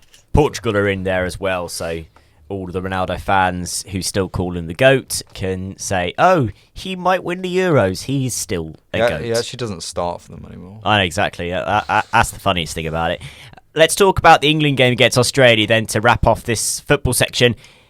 Let's talk through the lineups. It was a change squad for England. Sam Johnston in goal, Levi Colwill getting a debut, and Jared Bowen also getting his debut as well. I think I deserved That wasn't debut. Bowen's debut. It was not. No, he'd played before. Oh, And yeah. Nketiah's debut came off the bench. Nketiah, yeah, excuse me. So, a change squad. It was a friendly. Didn't mean anything, obviously. But Ollie Watkins, Exeter City's finest, scores the goal that clinches it. Yes. And this was, fun fact, Exeter's last payment from Ollie Watkins. 75 grand for his goal, and that is it, unfortunately. All the money earned from the sale of Ollie Watkins. But a real poacher's finish. We've seen it so many times this season from Watkins. And, big up Ollie Watkins, one of Exeter's own scoring at Wembley again. Exactly. One of Exeter's own. From SJP to Wembley, we've finally gone full circle. Australia performed quite well, actually. And I know it was a a changed squad for England. It was not full strength, but they did show a bit more of that strength they showed in the World Cup. I was actually pleasantly surprised by how strong they were. I think Mitchell Duke did a fairly decent job. I think Goodwin was also good in midfield, and even if Matty Ryan is a name that's fallen out of people's brains a bit over the last few years, he's still a very good standard player. Yeah, I think we'll save the sort of Australia bashing for other sections coming up later in the show. But no, they would look fairly solid. You know, they held their own against England. But they're just one of these teams, really, that it's a lot of 1-0 defeats and 0-0 draws and 1-1 draws. They don't win games. You know, we saw them in the World Cup. You know, they were quite impressive against France. I remember we watched that one live on air, and yet they still lost. You know, quite significantly in the end. I know it's France, but if you want to go from that level of being a good Tier 2 international football nation, you have to win the games you're competitive in, and that's the kind of bridge they've got to cross. Exactly. It's those competitive games, and of course for them, what they're building up to is they're building up to the Asian Cup in January. That's something that another alumni of the station is looking out for, Sung-Wook Kim, as he looks to see South Korea in their Asian Cup campaign. However, it's actually pretty close for Australia, and they've got a chance of getting quite far in that Asian Cup. In terms of England, the players that were on that squad that you might not have expected, did they do a good enough job? I mean, I always think that Sam Johnston, he's still in this squad, and I think, is he really still the third best keeper on paper? Well, I think it's difficult because I think Southgate is very settled with the players he trusts to put in the team. And he doesn't want to change a lot now because I think he knows it's almost win or bust for him at the Euros in Germany now. I think he's been there he'll have been there for 6-7 years, and as much as it's been really successful, I think the media and the atmosphere around him and his position has got to the point where they almost, if they don't do as well as they did in 2021, he's going to be under real pressure. So he's just trying to get the best preparation as possible going into Germany in the summer. Sab, would you rather have Nick Pope as that third choice keeper? Yeah. I mean, we know Southgate just sticks with his players, and I don't think the third choice keeper's going to get any game time. But if I had to choose 3 top England goalkeepers, it's going to be Pickford, Ramsdale, and Pope. Yeah, that was the only controversial debate topic I could think of from this. It was a pretty boring game. If not, we were all cheering for the fact that City have bagged 75 grand off of a solitary goal in a friendly. We're going to cut to a song break quickly, and then we're going to come back to talk about the Cricket World Cup. I've loved having so much cricket on over all week, and you referenced there, Jacob, that we'll save the criticism of the Australian sports team for another section, and that's going to be coming in about 4 minutes' time. So if that's what you're into, keep tuning in. Welcome back to your Sunday Sports Show. It's 20 to 12 on Expression FM, on air, online, and on campus at the University of Exeter. And it's time to talk cricket. It's the Cricket World Cup, and isn't it beautiful, Jacob, to have a cricket match on every single day in October? Well, after, about it seemed like 7 or 8 World T20s over the last few years, we finally have a 50-over World Cup, the proper World Cup, the one everyone really looks forward to. And it hasn't disappointed so far. There's been a lot of, trash talking and rubbishing, but the games have been good. They haven't been sensational, but they've all been of decent enough quality, and there's certainly been a lot to get into over the last week. Yeah, I'm just going to focus on a few games because, quite honestly, not every single game matters. For as much as it's interesting to talk about India beating Afghanistan, it was the expected result. I'm going to talk about the big games that really matter. And we're going to start off with the first game of the entire tournament, which was the rematch of the 2019 final, England versus New Zealand, and New Zealand just absolutely dominated England. 9-wicket victory, 283 for 1. England entirely bowled out. I was getting nervous. Yeah, this game, I mean, I could almost see this looming disaster coming, because I went down to Cardiff and watched England play New Zealand in early September. And even though the scoreline didn't reflect it in that one, I think they chased down England's score in about 45 overs. I can still see they're just better than us at the moment. They're just faster, more alert in the field. They're they're planning things better with the bat. You can just see there's more of a strategy there. New Zealand have gone away and gone, we were so close to winning a World Cup 4 years ago. What are the small things we can do to make sure we win it this time around? They have very clearly done that. I don't think England have done that since 2019, and that was why it was such a landslide in at a ground England don't really like. So Yeah, I think one thing that really stood out was that there were some real questions about the 11 that they selected. No Topley, no Willie, no Stokes in that first England lineup, and it really showed because the bowling lineup was very poor. It was a weak lineup, I think. yeah, it just felt very defensive because it's just very one-dimensional. Because you've got Mark Wood in there, you can't just bowl him 10 overs flat out on a dry pitch in northern India. And then all the spinners were sort of, apart from Adil Rashid, obviously, they'll kind of bowl the same way. Like Liam Livingstone and Moeen Ali, quite similar, like in how they go about their bowling style. And they just couldn't get any control really over the innings. None of them were able to get that economy under 6 and over, which is what you need when you set a score like 280 odd. They just couldn't get any control on the match. It was a difficult pitch, I think. I do pity Mark Wood a bit. Got sent around, but it's not a pitch for fast bowlers, Ahmedabad, at all. It was always going to be tricky, especially with how strong New Zealand's top order is. It's the strongest top order in the world, and they just couldn't get through them. If New Zealand's top order was the strongest in the world, the English wasn't exactly. Joe Root saved England's skin slightly with 77 off 86 balls, but the middle order and top order, it faltered. Malan gone for 14, Ali for 11, Livingstone for 20, Brooke for 25. It was a lack of runs in those positions where when you lose one, you lose 3 wickets. It reminded me actually a lot of the Trent Bridge match against Pakistan 4 years ago, because in that one I remember Root and Butler held it together for a time, but then once one of them got out, it just all kind of fell apart, and you feel like there wasn't anybody else that could really step up to the plate. And it was annoying because you see a lot of these guys, Harry Brooks in the form of his life has got into the squad, despite England trying as best they could not to put him in the squad. You got Sam Curran, who was amazing in the 100 over the summer with bat and ball, and they just looked a bit like rabbits in the headlights going into that match in Gujarat. So it was a difficult game for them. But got from bad to worse though, didn't it? Will Young somehow got out for a golden duck. Very bizarre start to the innings, but then Devon Conway 152 not out, Rachin Ravindra 123 not out off 96. This New Zealand top order is fearsome. Well, especially in the 50 over format, because I watched, when New Zealand came over in the summer. Conway, the way he plays is exactly how you should play. It's so different to the Bairstow Roy approach of just blast it and see what happens. If we both get out for naught, fine. We've got Root to come in. Conway plays the occupier role.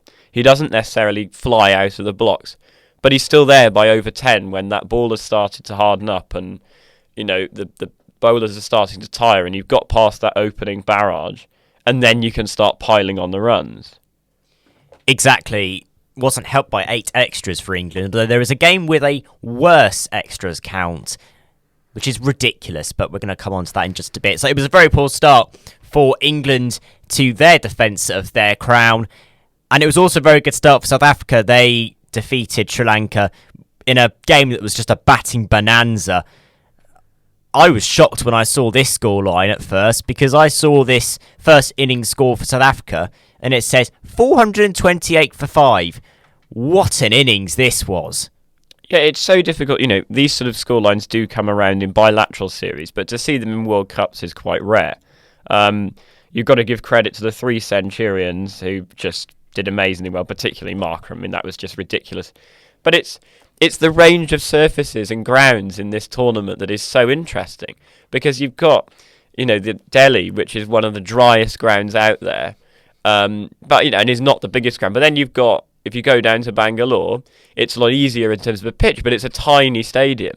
And then you go to somewhere like Eden Gardens, where it's a bowler's paradise. So it is so influenced by which ground you play at this time around. I think Sri Lanka were really hurt by the fact that they had to go all the way up to the north to play this one. But they gave a good fist of it, but they're just not quite as strong in terms of the quality of South Africa at the moment. As somebody who follows Sri Lanka, maybe with a passing mention, but follows them nonetheless, have you got any confidence in the Sri Lankan side?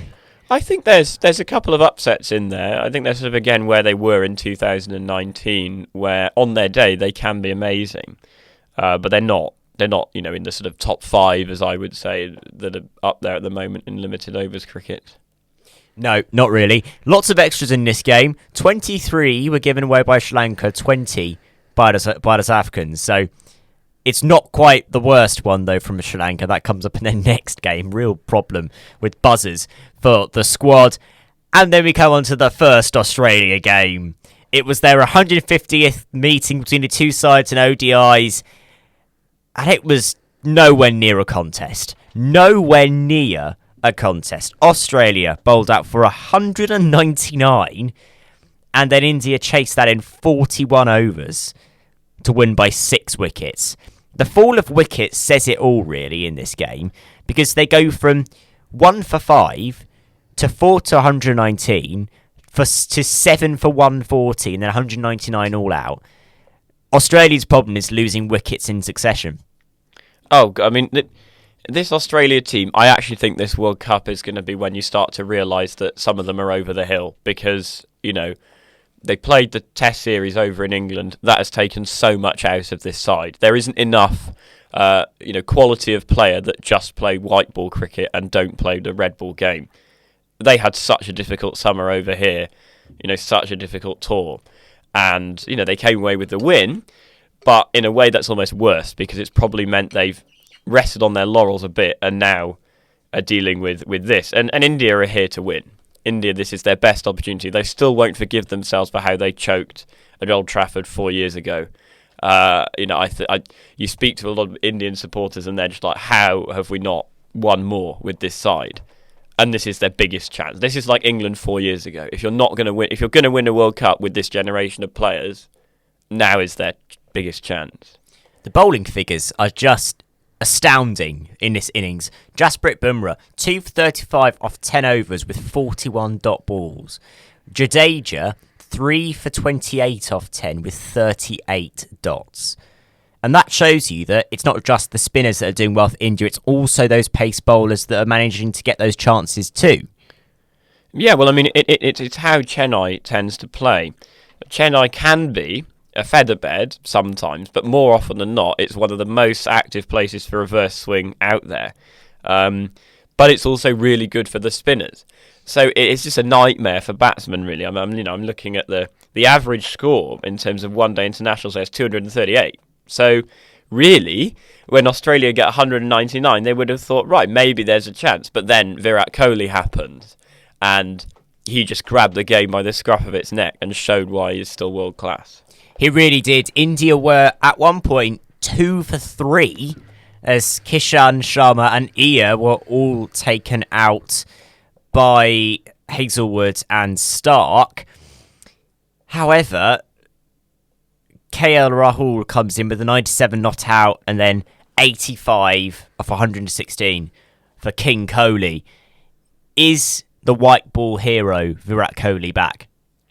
I don't think whether he ever left. I mean, there was that time when, players have difficult runs of form. Of course they do. But I just still one of the best batsmen in the world. And in Indian conditions, unbelievable. Like Steve Smith in English conditions a few years ago. Just unplayable. And I think you're going to see throughout this tournament that wicket is worth 2. If you can get Kohli, because then Rahul doesn't have somebody to bat with. And then Rahul's batting style changes to one where I've got to hang in here because someone needs to be there with the tail. Because, in that game, if they lose Pandya, they've got Jadeja, but then, after Ashwin, it's 3 number 11s. So India will always have that in the back of their mind. But while they've got Kohli playing the way he is, they don't need to worry.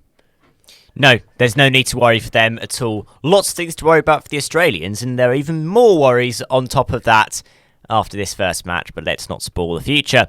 England had their second match of the campaign against Bangladesh, and unsurprisingly, they came out the winners, 137 runs to the good. Really good for their net run rate as well, that victory. Yeah, it was. I mean, special credit has to go to Dawid Malan. Absolutely headline performance there. England always tend to need... I remember 4 years ago I went to watch England versus Bangladesh, and that day it was Jason Roy who got that big batting performance going. And that's what you need sometimes in World Cup campaigns that don't get off to the perfect start. You know, England have lost opening World Cup games before, but the ones where they recover is when someone then goes and plays that hero innings. The problem in 2015 was that they never really had that because they lost the first game, then the second game, then the third game. So I think this is not going to be like 2015. I don't think you need to worry about that. But that was important to win in that way. And for the batting side, who didn't really click in the opening game against New Zealand, to play like that will do them a world of good. 140 from Malan, 82 from Root. Pressure on Liam Livingstone, out for a golden duck here, batting at number 6. He's under some real pressure for that position. Yeah, he is, because if he's not getting runs, that's a very unbalanced side. Because effectively then what you have is 5 batsmen, and then Liam Livingstone, who at that point is in there rather for his bowling and the fact he's a spinner. And then you have this very, very long tail, which at the moment isn't performing with the bat. So Livingstone has got to improve, but I think almost there's a bit of security there because of the fact we're in India. I think he would have been dropped already if we were in a different setting. One thing I was going to point out was that I was expecting Bangladesh to be a bit stronger in these subcontinent conditions, and they were a bit. Litton Das got 76 off 66, but apart from that, the batting order fell apart. Hassan for 1, Shanto for 0, Shakib for 1 off 9 balls. Of course, Shakib Al Hassan, who tried to retire a few months ago, but then got persuaded back after got a letter from was it the Prime Minister or the King? They can't let Shakib Al Hassan go. I can't imagine a day when he's not playing for Bangladesh. He said that he's going to retire from international matches end of this year, and apparently that was the consensus they made with the Bangladeshi government, because apparently the government said to him, "We really want you to play." I think this is a case of right team but at the wrong time for Bangladesh. I think it's a good side, it's developing, but a lot of other sides have developed as well. You know, you look at sides that have improved. New Zealand have gone to another level, South Africa have gone to another level, India are really, really strong, England are still defending champions. There's not that gap, and you know, it comes back to the argument about does this format work, but you know, it gives them more opportunities to play against the bigger sides, but it's always been difficult to get to that top 4. And also, the T20 World Cup is always there for those smaller teams to get that game time. So I wouldn't change the format, but that's a debate to have for another show, I think. Reece Topley picking up 443, super strong performance by the pace bowler, and he should be starting in every game, if I'm honest with you. But maybe that's not what Brendan McCullum sees is the best way to go about it. Sri Lanka played against Pakistan in their second game, and then Pakistan did very well to get across the line here. They started off very poorly, and Pakistan are a funny team because I actually think they've got a chance of going really far in this World Cup, but they just have these terrible runs of form and these gaffes and fails in games that sometimes you just can't get rid of the system. Well, I was actually having a conversation about Pakistan with some people during the week while this match was going on, and just going, well, they're so great in the subcontinent. Like, why are they not performing as well, and why are we not seeing them as contenders? And I think it's just the one-dimensional nature of that pace attack. You know, we had 2 of them at Welsh Fire over the summer, and when the pitch is in their favour, it's great. You know, they'll knock teams over like that. But that isn't going to be the case at every ground in India during this tournament. And if it's a pitch where it's really, really slow, it's all of a sudden we've got Afridi, Nawaz and Rauf. That's not what you want on a pitch that's, you know, not doing very much, because they're all just flat out pace.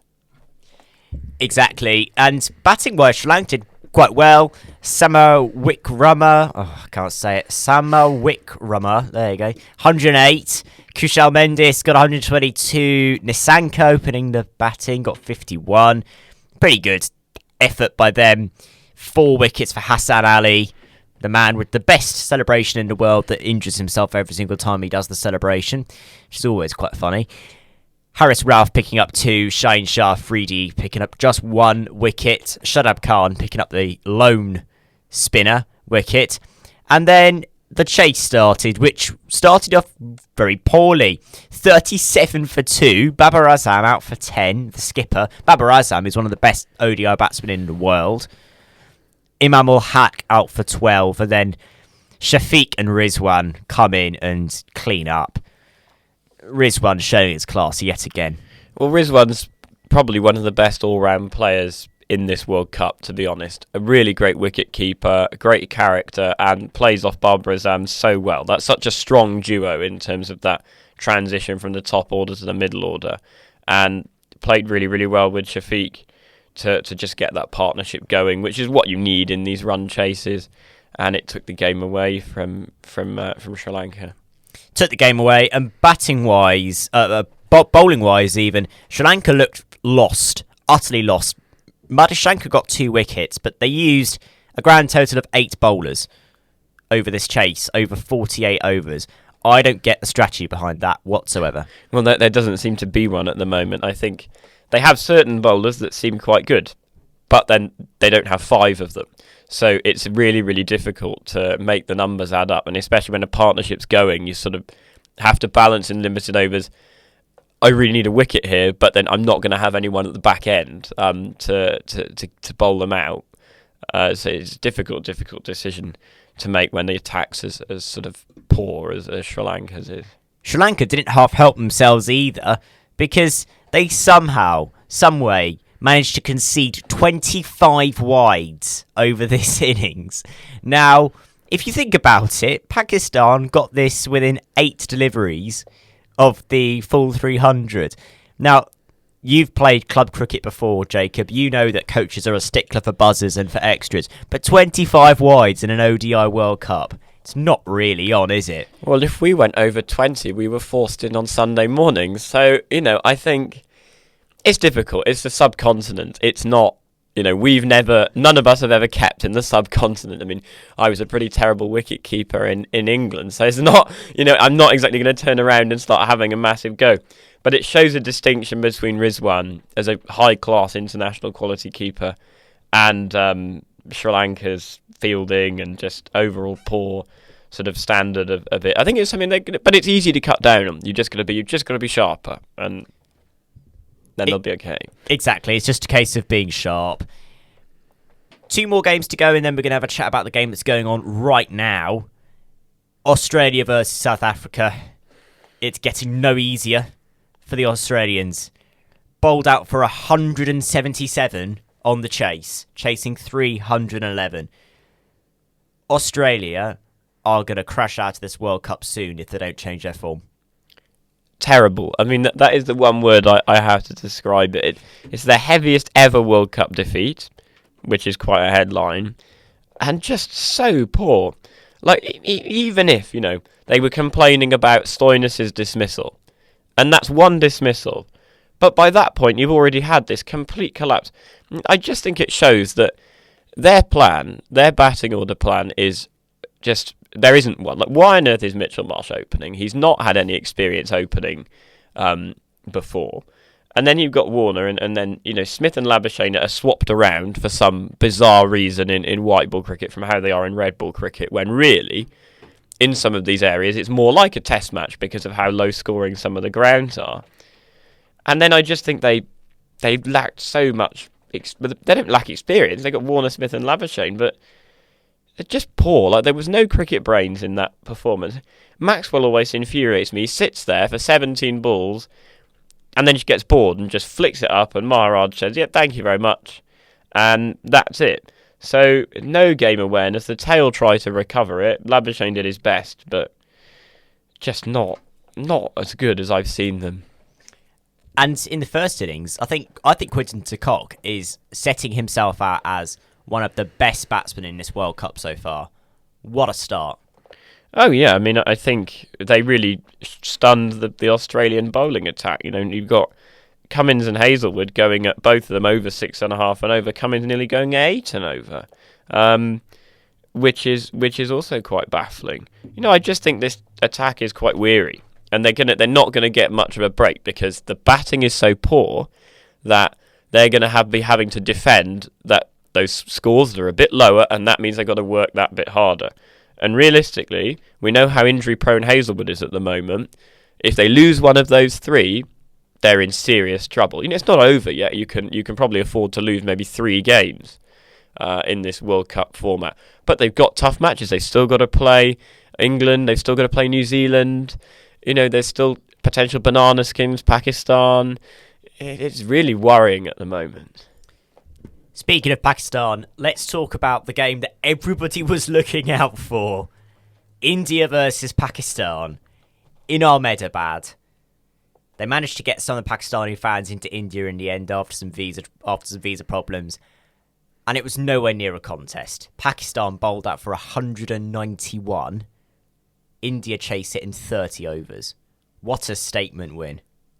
Yeah, well, it was a massive anticlimax. It also was quite fortunate because it meant that all the different places that were showing it in the city centre could switch over to the rugby. It finished almost exactly like they timed it perfectly because there was a potential overlap if the game had gone all the way to 50 overs. But you know, in India just looks so calm. You know, they look so in control.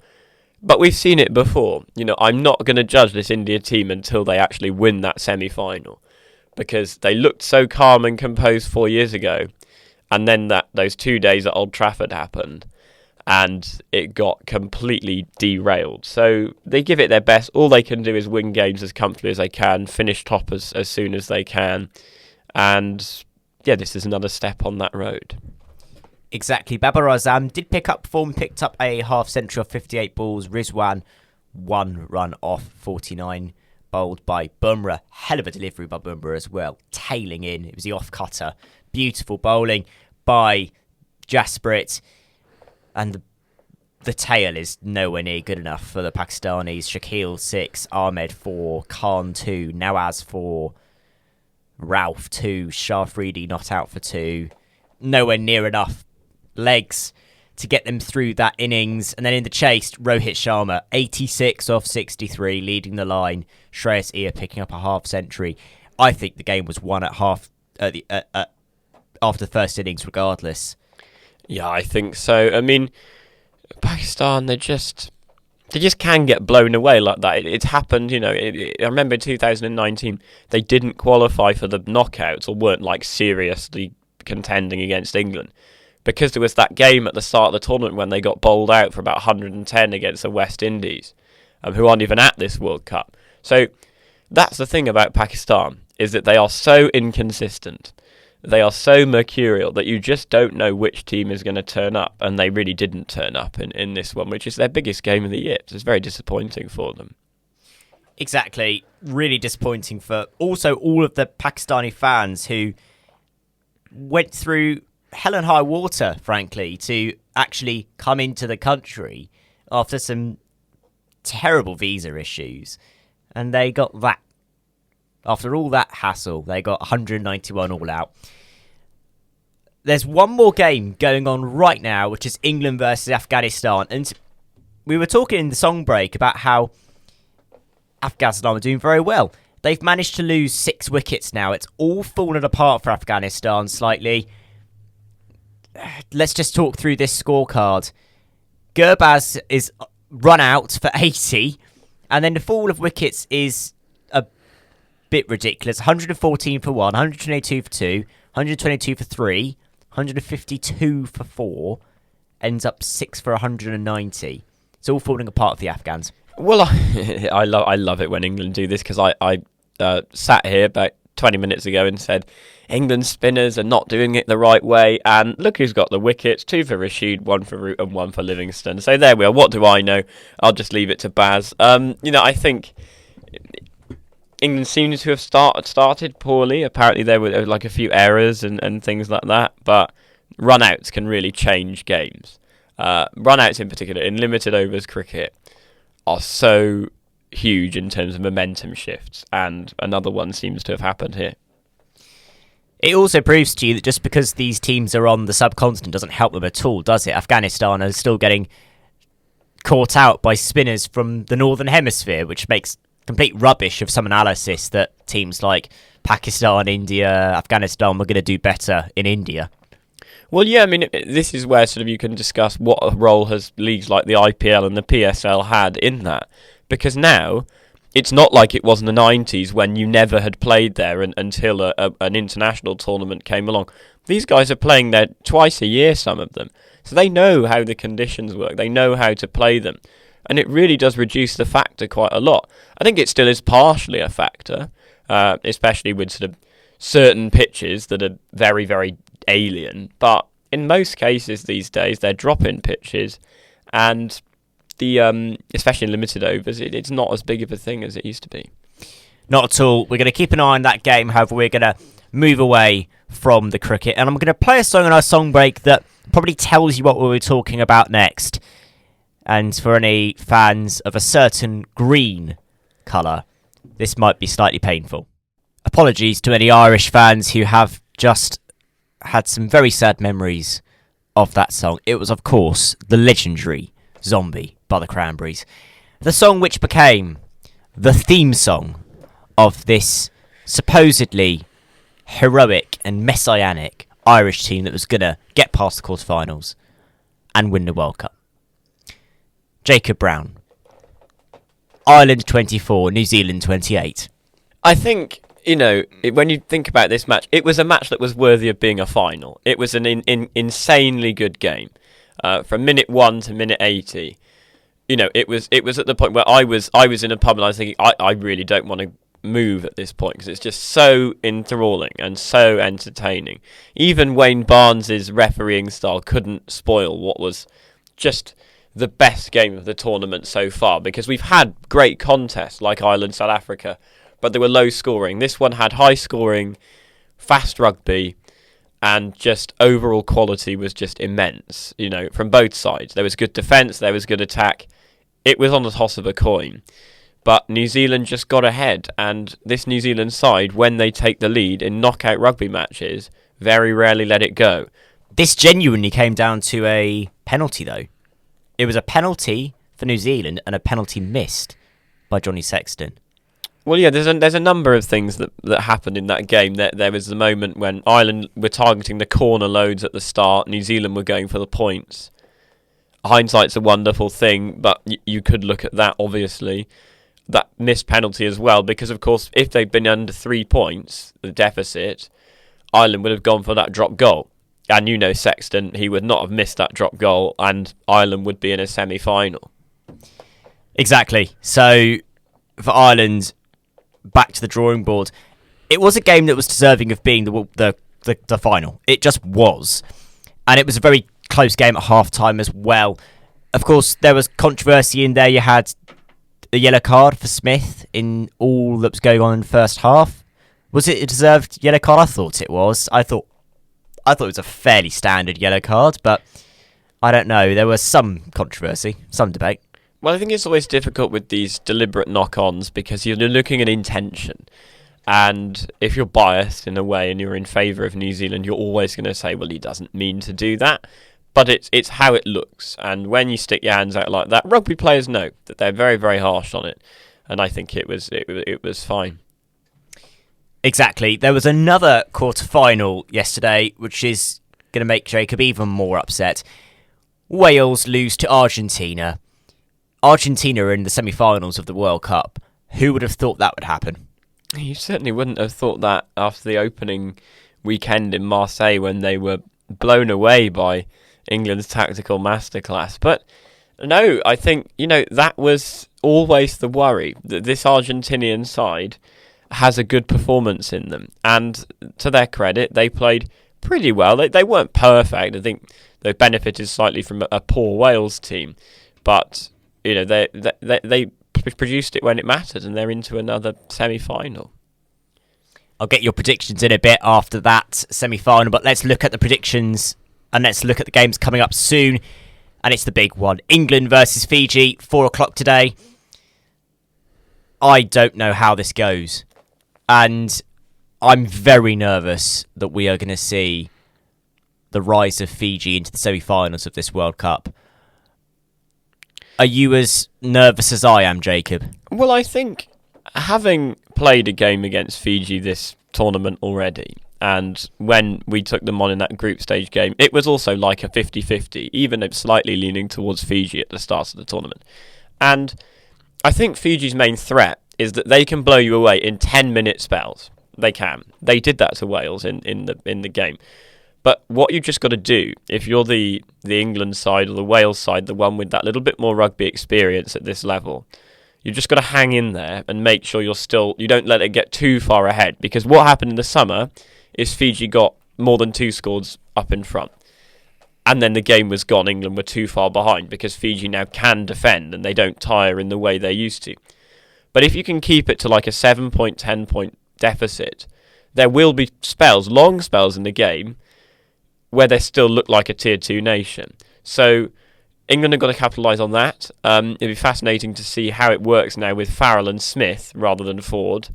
I don't know. I think there's been a lot of interesting reactions to that selection decision. But it is very, very close. It's very close. I'm nervous because I'm nervous that England won't score any tries or can't score tries right now. We saw it against Argentina the first time around, first game, and we saw it a bit against Samoa. That lack of try-scoring threat is really worrying for me.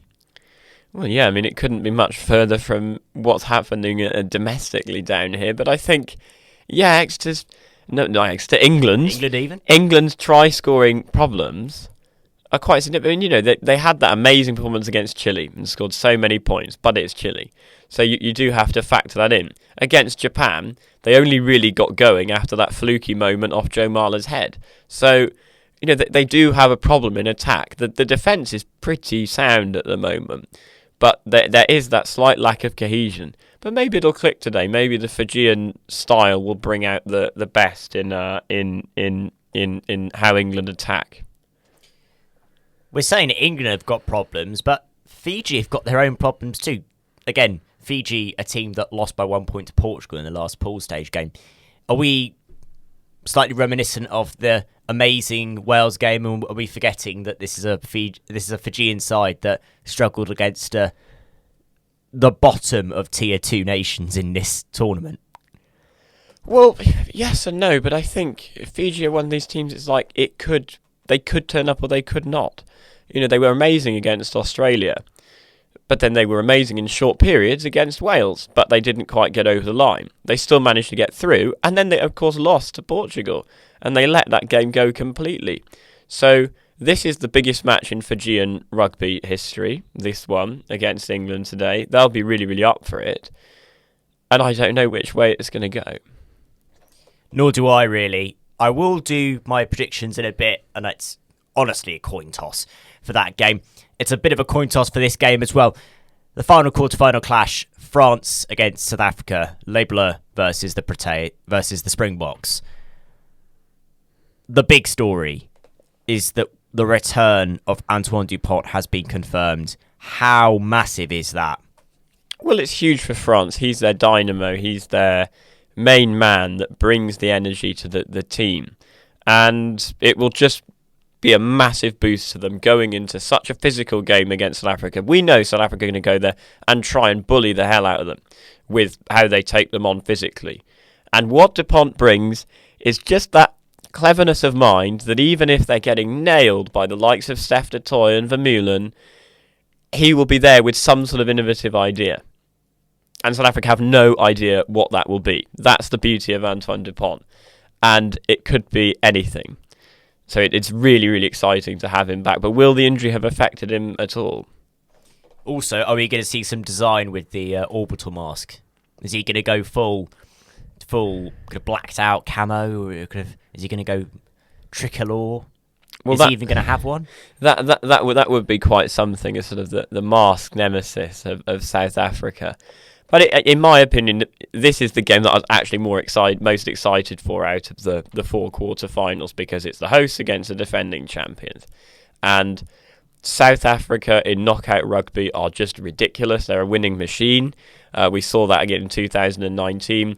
They were enemies of the world when they took on Japan and just steamrolled them. They dragged themselves tooth and nail past Wales in a semi-final, and then they just obliterated England in the final. So this is a team that is set up perfectly for knockout rugby, and it's really difficult to know, because I think France are the cleverer team, but South Africa are the more experienced team in this situation. I can sort of guess how you're going to go predictions-wise. So, Argentina-New Zealand semi-final given. Who goes into that semi-final? Firstly, England versus Fiji. I think England. It pains me to say it really does, but I just think that actually they've done the right thing in going with Farrell, because there's experience there. This is an experienced England side who, if it gets tough today, will realise that and go, lads, calm down. They've been through this so many times before, and they'll have the wherewithal to try and withstand it. Or England could do that wonderful thing they used to do in knockout games, where they front run it. And if they score first, England will win. I think if Fiji can get the first couple of tries and be ahead after 20 minutes, then it's all to play for. Maybe so. And then the final quarter-final, France versus South Africa. I'm going to guess you'll say South Africa. I just think so. I think in terms of physicality, teams can come in with innovation. Japan tried that back in 2019.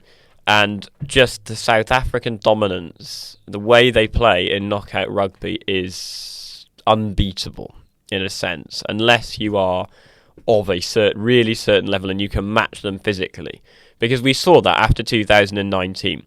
Eddie Jones was trying to make his England side a side that could match the South Africans physically. It became less about the ingenuity and the pre-planned moves. It became about how can we become a physically horrible team to play against, like South Africa are. Every game with them is an arm wrestle, and France, the burden is on France to try and change how the game's going to go, because if it goes physical, South Africa will win. It would be unfair for me to only ask you, Jacob, what your predictions are. So here are mine. I'm going to say that Fiji get past England. I think that England struggle to score tries today. And I think that Fiji get through a close game. I'll say by 5. By 5 points, I'll say. I think it's going to be a really close game. I think it'll be a penalty and a conversion. That's a clear conversion that England don't clear. France, South Africa, I give it to the French in this. And I think that's because I think France have got some of the best players in the world in that team. I think knockout rugby does promote those individual performances sometimes. And I am going to go with France. That being said, let's predict our semi-finals, because I want to next week go back to this and say, were we right, were we wrong? Argentina versus New Zealand. I'm going to go with New Zealand because I don't think Argentina have got nowhere near the quality to match the All Blacks. Do you agree, Jacob? There's one thing. I want to say New Zealand. Logic and reason says go for New Zealand. But, and this is a case for both of them, they have both done what I call have played their final already. They've both got that problem. Look at how they both reacted at the final whistle in both their games. It was euphoric, like they'd won the World Cup. So, in a way, because that's happened to both of them, it'll be who can park that emotion most. And I think New Zealand will be able to park it better than Argentina. But it's certainly something to factor in, that these are two sides that are going to be shattered going into this. I don't think it'll be a great game, to be honest. But yeah, I go with New Zealand. And then in the second semi-final, England versus South Africa. Now that is a very difficult game to predict. It's a rematch of 2019. I think I could only see it going one way, and that's South Africa. I think England will be spent after the Fiji game. They won't have anything left in them, really. Really? So you're saying New Zealand, South Africa? No, I'm going to go New Zealand, France. Because I've gone a different way. You've picked England, South Africa. I've picked Fiji and France. I'll be genuinely interested to see whether or not this comes out how we think it will. be a hell of a final. New Zealand, South Africa. I'd love that. That would be a great final. And that will be something we'll be covering next week on the Sports Show. We're going to be looking at those semi-finals. We will be reviewing Argentina, New Zealand, and looking forward to the... Yeah, we will be looking forward to Argentina, New Zealand, and whatever the semi-final is after the games that are being played today. We're going to look at the domestic rugby now, just for a bit, because there's one game I have to mention, and it's essentially at Jacob's expense. I'll look at the women's game first, just before we cover the Premiership. Allianz Cup, not much going on right now in Premiership Women's Rugby. However, there is the Cup competition going on right now. Chiefs had a bye week. In Chiefs Group, Bristol Bears beat Tigers 55-3. Jacob, you watched the Bears quite handily defeating the Chiefs 52-21 at the start of the month. Bristol Bears look very strong.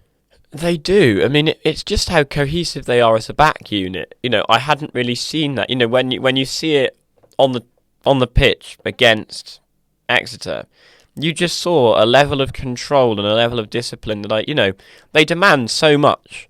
You know, when you're looking up there in terms of the two different coaching teams, they're so demanding of those backs to be on it at all times.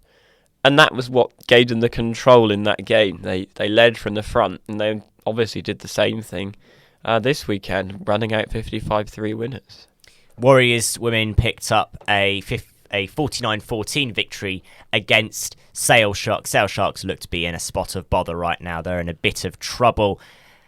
The league table is not very favourable for the Chiefs right now. They are 5 points behind the Warriors, who have played a game more than they have. So, in theory, if the Chiefs were able to pick up a very good result against Sale or against the Tigers, the Sale game being at home, likely I'll be at that game doing live commentary for Expression FM Sport, we will likely see the Chiefs fighting to get through to the semi-finals to defend their Allianz Cup title. They've won 2 years in a row now. It really is incredibly strong by the Chiefs outfit. Let's look at the Premiership Rugby, however. Let's start at one place. It's, of course, Sandy Park. Exeter Chiefs 65, Saracens 10. I was doing commentary.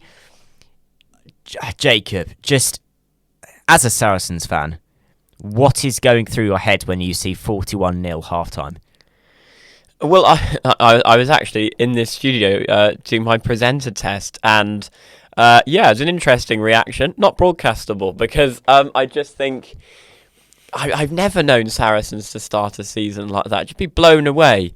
It is about a minute and 20 seconds into the game that Faye Waboso dives over, and that was it. But the warning signs were there, because Chiefs have had moments in the Cup over the last few weeks, and the side is quite similar, the one that played yesterday, with a few good talents coming back in. Obviously, Hodge came back at fullback, made a huge difference.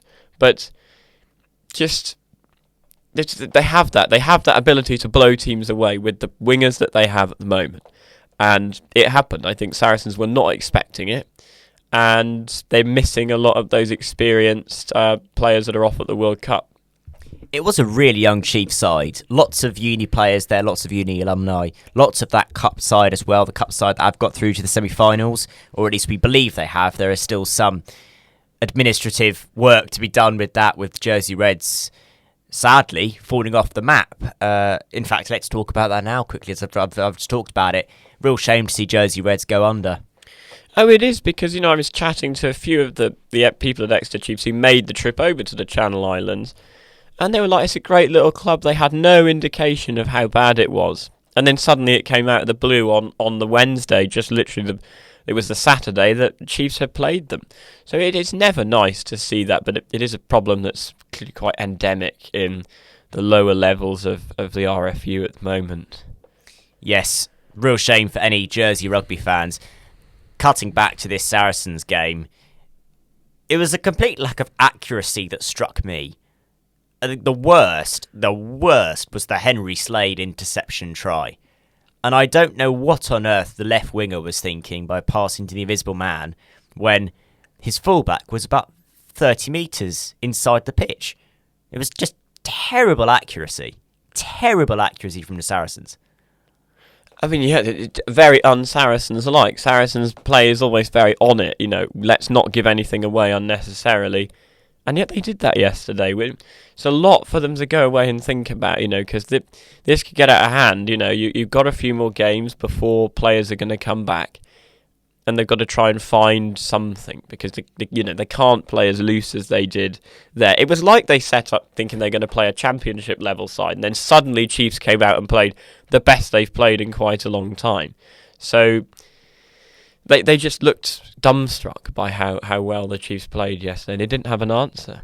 To be a fly on the wall in Mark McCall's halftime chat, I would pay an inordinate amount of money to be a fly on the wall, to be in that changing room for that chat. Saracens did get 10 points at the end, tries from Hartley and Maitland, but consolation. Nowhere near getting a bonus point. Bears started their season well. They picked up a 25-14 victory at Ashton Gate against Leicester Tigers. Ibitoye scoring 2 tries, 1 for Thacker. McGinty clinical with the boot alongside Williams. 22-0 at half-time in this game, and Tigers looked at sea. Obviously, they've got games now where they're missing a lot of players from the World Cup. However, Tigers were never on it. No, they just didn't seem to be. I think they've always been very hot and cold sides since they won the title. But, it's only one game into the season. There are certainly, it's not, they just seem to have a bit of an off day. It hasn't really done too much damage to their confidence, but not the best start for them. Not the best start at all. It was a very good start for Zach Mercer and Finn Russell at Bath. 34-26 winners. Bonus point victory for Bath against Newcastle Falcons at the Rec. Great start for Finn Russell, who had the sheer cheek to attempt a penalty and complete it successfully from the halfway line on his first game for Bath Rugby. Now that is a statement of intent of how you're going to play. Oh, well, everyone's interested in what Finn Russell can do at Bath this season. And we saw it, just a bit of ingenuity, something a bit different, something Bath have really lacked for the last few years. And it's certainly going to shake things up. That's not as easy an away trip as it once was now that he's there, because you never really know what he might do. And also you've got the threat hanging over those clubs of a relegation promotion play out in not this year, but the year after that. Game of the weekend, probably. Gloucester 29, Harlequins 28. Snatching the victory at the final second. Harlequins pick up a losing bonus point. But Gloucester, really good start for the Kingsholm-based squad. And is this Gloucester's year to really push ahead? Last year, they fell out of the charge for the playoffs quite early on, it had to be said, and you feel right now there's some good momentum building there. Yeah, I think so. I mean, I'm a big fan of Gloucester as a team. I think they play a very good style of rugby, and winning narrowly over the Quins is always fun thing to do. I think I have to give special commendation to Stephen Varney. I always have a lot to praise about him, coming on after just 7 minutes and then just really controlling that Gloucester attack pretty well as a replacement scrum half. They get the win. That's all that matters. And for the Quins, it's another narrow defeat. They seem to have too many of those last year. It was a very strong start for Gloucester. There is one game on at Sale versus Northampton today. Starts at 1:30. And Sale, they'll be looking to keep up their imperious form from the end of last year, of course. I think unlucky and to come up against such a strong Saracens side at the end of last year at the grand final. I think Sale come out of this the winners. Do you agree, Jacob?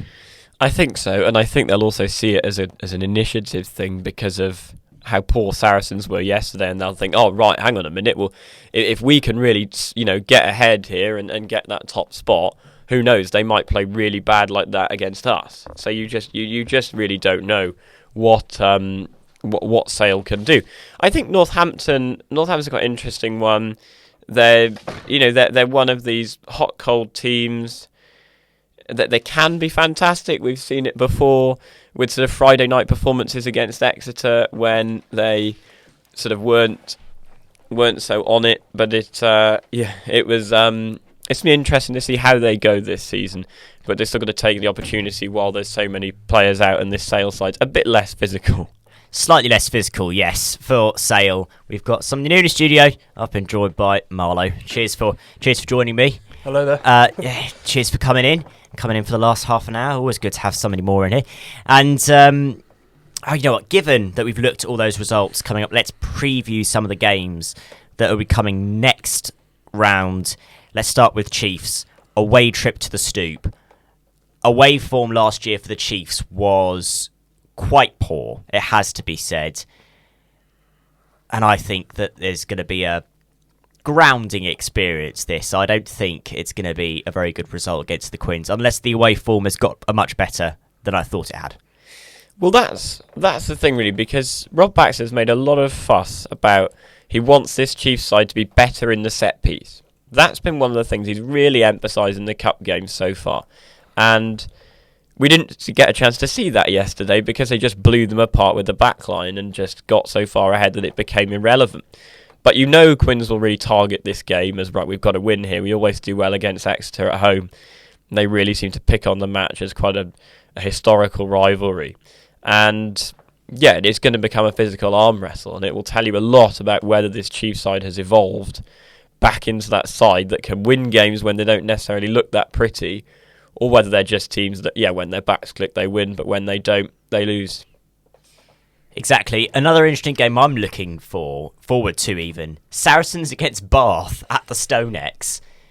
Now, who do you back out of this? Do you back a Saracens team that need a statement win after perhaps the most embarrassing result in a very long time in the Premiership? Or do you back a Bath team that have got Zach Mercer and Finn Russell and they've just started playing games at the club? Marlo? I really back a Bath team, to be fair, I think, in this fixture. As a Saracens fan myself, I know that the team will be looking to bounce back from what was quite a cataclysmic... That was badly said. Quite a catastrophically bad, embarrassing defeat against Exeter. But Saracens, they'll be looking to really bounce back and possibly maybe try too hard. Bath will be looking to capitalise on Saracens' bad form at the moment and looking to capitalise on a definite knock of confidence that Saracens would have taken from that match. So I think it will be close because Saracens will be looking to be... They'll be maybe the more determined of the side, but Bath will be the more confident side. And I think that Bath will just edge it. Perhaps they will. Since you're in the studio now, Marlo, I'm going to go over the World Cup predictions I did with Jacob earlier on. So I have the bracket here. I have it all set out. Okay. So we're gonna take the games that have been already completed as given. So it's Argentina versus New Zealand in the semi-finals. Yeah. So firstly, we'll predict the quarterfinals that are on today. So Okay. England versus Fiji. England versus Fiji. I would say that England will just edge it. Both sides have been looking very strong in this World Cup. Fiji, we've seen some monumental performances from across, both group stage and the matches that they played afterwards. They've shown real heart, real passion for the game, and it's a real plucky side that I'm really getting behind, to be honest.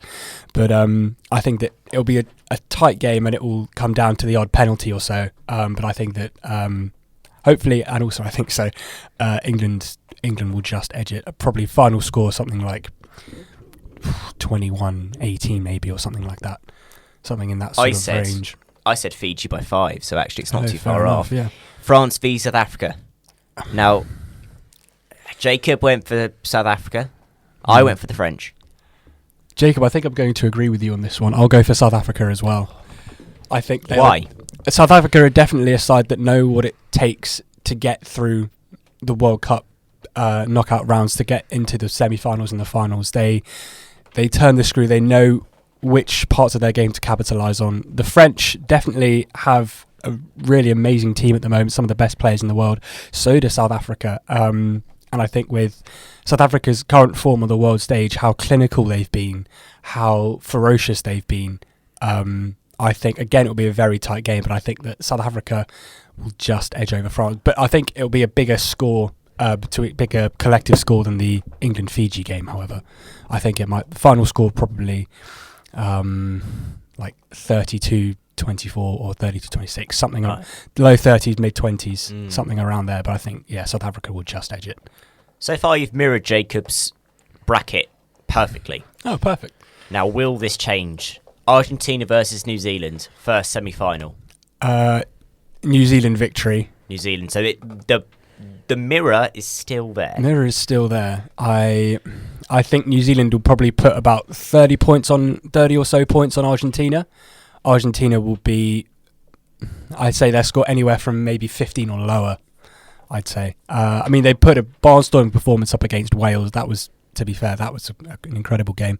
And very well played to Argentina too. They really showed great determination and spirit and drive. But New Zealand at the moment, they've, especially in that match against Ireland last night, I mean, what a game, beautiful game of rugby, but shows that they really have this fight in them, this determination, and they can be so effective and so clinical and so much like the Champagne Rugby Vintage All Blacks that over the last decade or so everyone's become so accustomed to. But I think, final score, probably All Blacks 32, Argentina 15, 16, 17. Okay. And then England versus the Springboks. This is a tough one. I think that, as much as it pains me to say, I do think that the Springboks will win. Oh. I don't know if Jacob agrees He with me on that. agrees. He does. It is a perfect match. Perfect match. Perfect match Match across made in the heaven. whole bracket. Well, I think that, South Africa will beat the English by about 10 or so points, possibly. Quite strong then. Quite a strong victory there, you're saying? Yeah, I think so. I think At that, least a try or two. Yeah, I'd say initially it will be a close game, and England will be sort of clipping the heels of South Africa the whole way up until maybe the final 20 minutes when England will probably start to flag and get tired a bit. South Africa will pull away and keep up the intensity. When England falter, South Africa will probably turn the screw and turn it up a little bit. I would say that final score probably maybe probably similar to the New Zealand's Argentina game, but maybe slightly more points for the losing side. South Africa 31, England 21, or maybe England 23, something around that sort of range. We'll return to these predictions next week and we'll see if this was totally true or utter rubbish. Who knows? Might be somewhere in the middle. You know what? We're starting to come to the end of the show, but something I'm going to talk about, something I think you should be looking out for as rugby fans in Exeter, is that soon enough we've got the varsity game at Sandy Park for EURFC. Now, hopefully Expression FM will be doing live commentary at this game. If you're unable to make it, remember, follow us on Spotify, Expression FM Sport, listen to all of our commentaries on there. However, if you are a fresher maybe, or you're somebody who's new to the rugby culture, guys, what are your biggest tips about going to rugby varsity at Sandy Park? What should people do that you didn't do?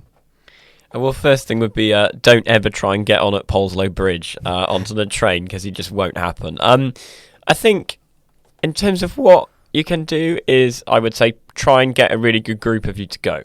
Try and make it a thing. It's something that you can actually do if you're a fresher as a flat. It's a really nice day out, because especially it's coming along in October. People maybe have just spent time sort of around the city. If you go out to Sandy Park, you're getting out a little bit. You're not in so much the city area. This is a nice evening. And, you can say to people that maybe aren't as interested in sport in the flat or accommodation or whatever that, but it's the university. It's almost quite American how it's done. It's like college football in that sense. And it's just a great student event, and you'll always run into people there. Marlo? Wear green. Yes, wear green and don't wear purple. Oh, yeah, Yes. absolutely. No. No don't. purple, my friends. My friends, never wear purple. It's a good rule of thumb in the whole of Exeter University to never wear purple if you're involved in sports circles, but particularly if you're going to varsity. It's slightly better this time round because it's Durham, not Loughborough, but Durham's still playing purple. So if there's anything you do, don't wear purple. It's the same way you never wear green when you go to the Exeter City games. That's the rule of thumb.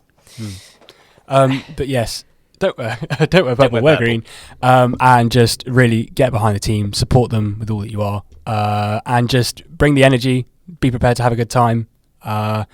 Just take the day as it comes. If it's a loss, oh well, you can drown your sorrows. If it's a win, you can raise your joys. Exactly. Yeah, and just have a good time, go with the flow. Don't get too worried about what time am I going to get back, traffic, all this. Just take it as it comes and enjoy it. That's the main Also, thing. the train station is always busy. So don't think, because I did this last year, don't think that if you leave the game 5 minutes early, you're going to get onto that queue earlier, because you just won't.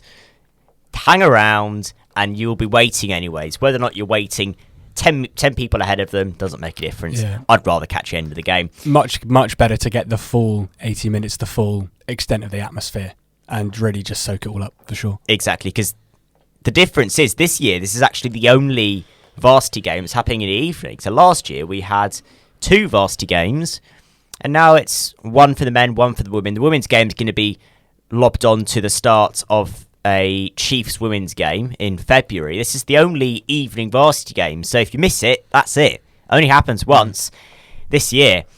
Next week, I'm going to try have a chat with people over at Radio Purple Radio even, over at Durham, have a chat about how their uni season has gone for the rugby side, and hopefully that can give you a bit more confidence, or maybe hopefully give you a bit more nerves going into that game of how strong Durham are in their Bucks season right now. Exeter University are top of the Bucks table after a strong 57-26 victory against Loughborough at the weekend. However, that will be the end of your Sunday Sport Show. Remember, you can follow us on Instagram at Expression FM Sport and Expression FM.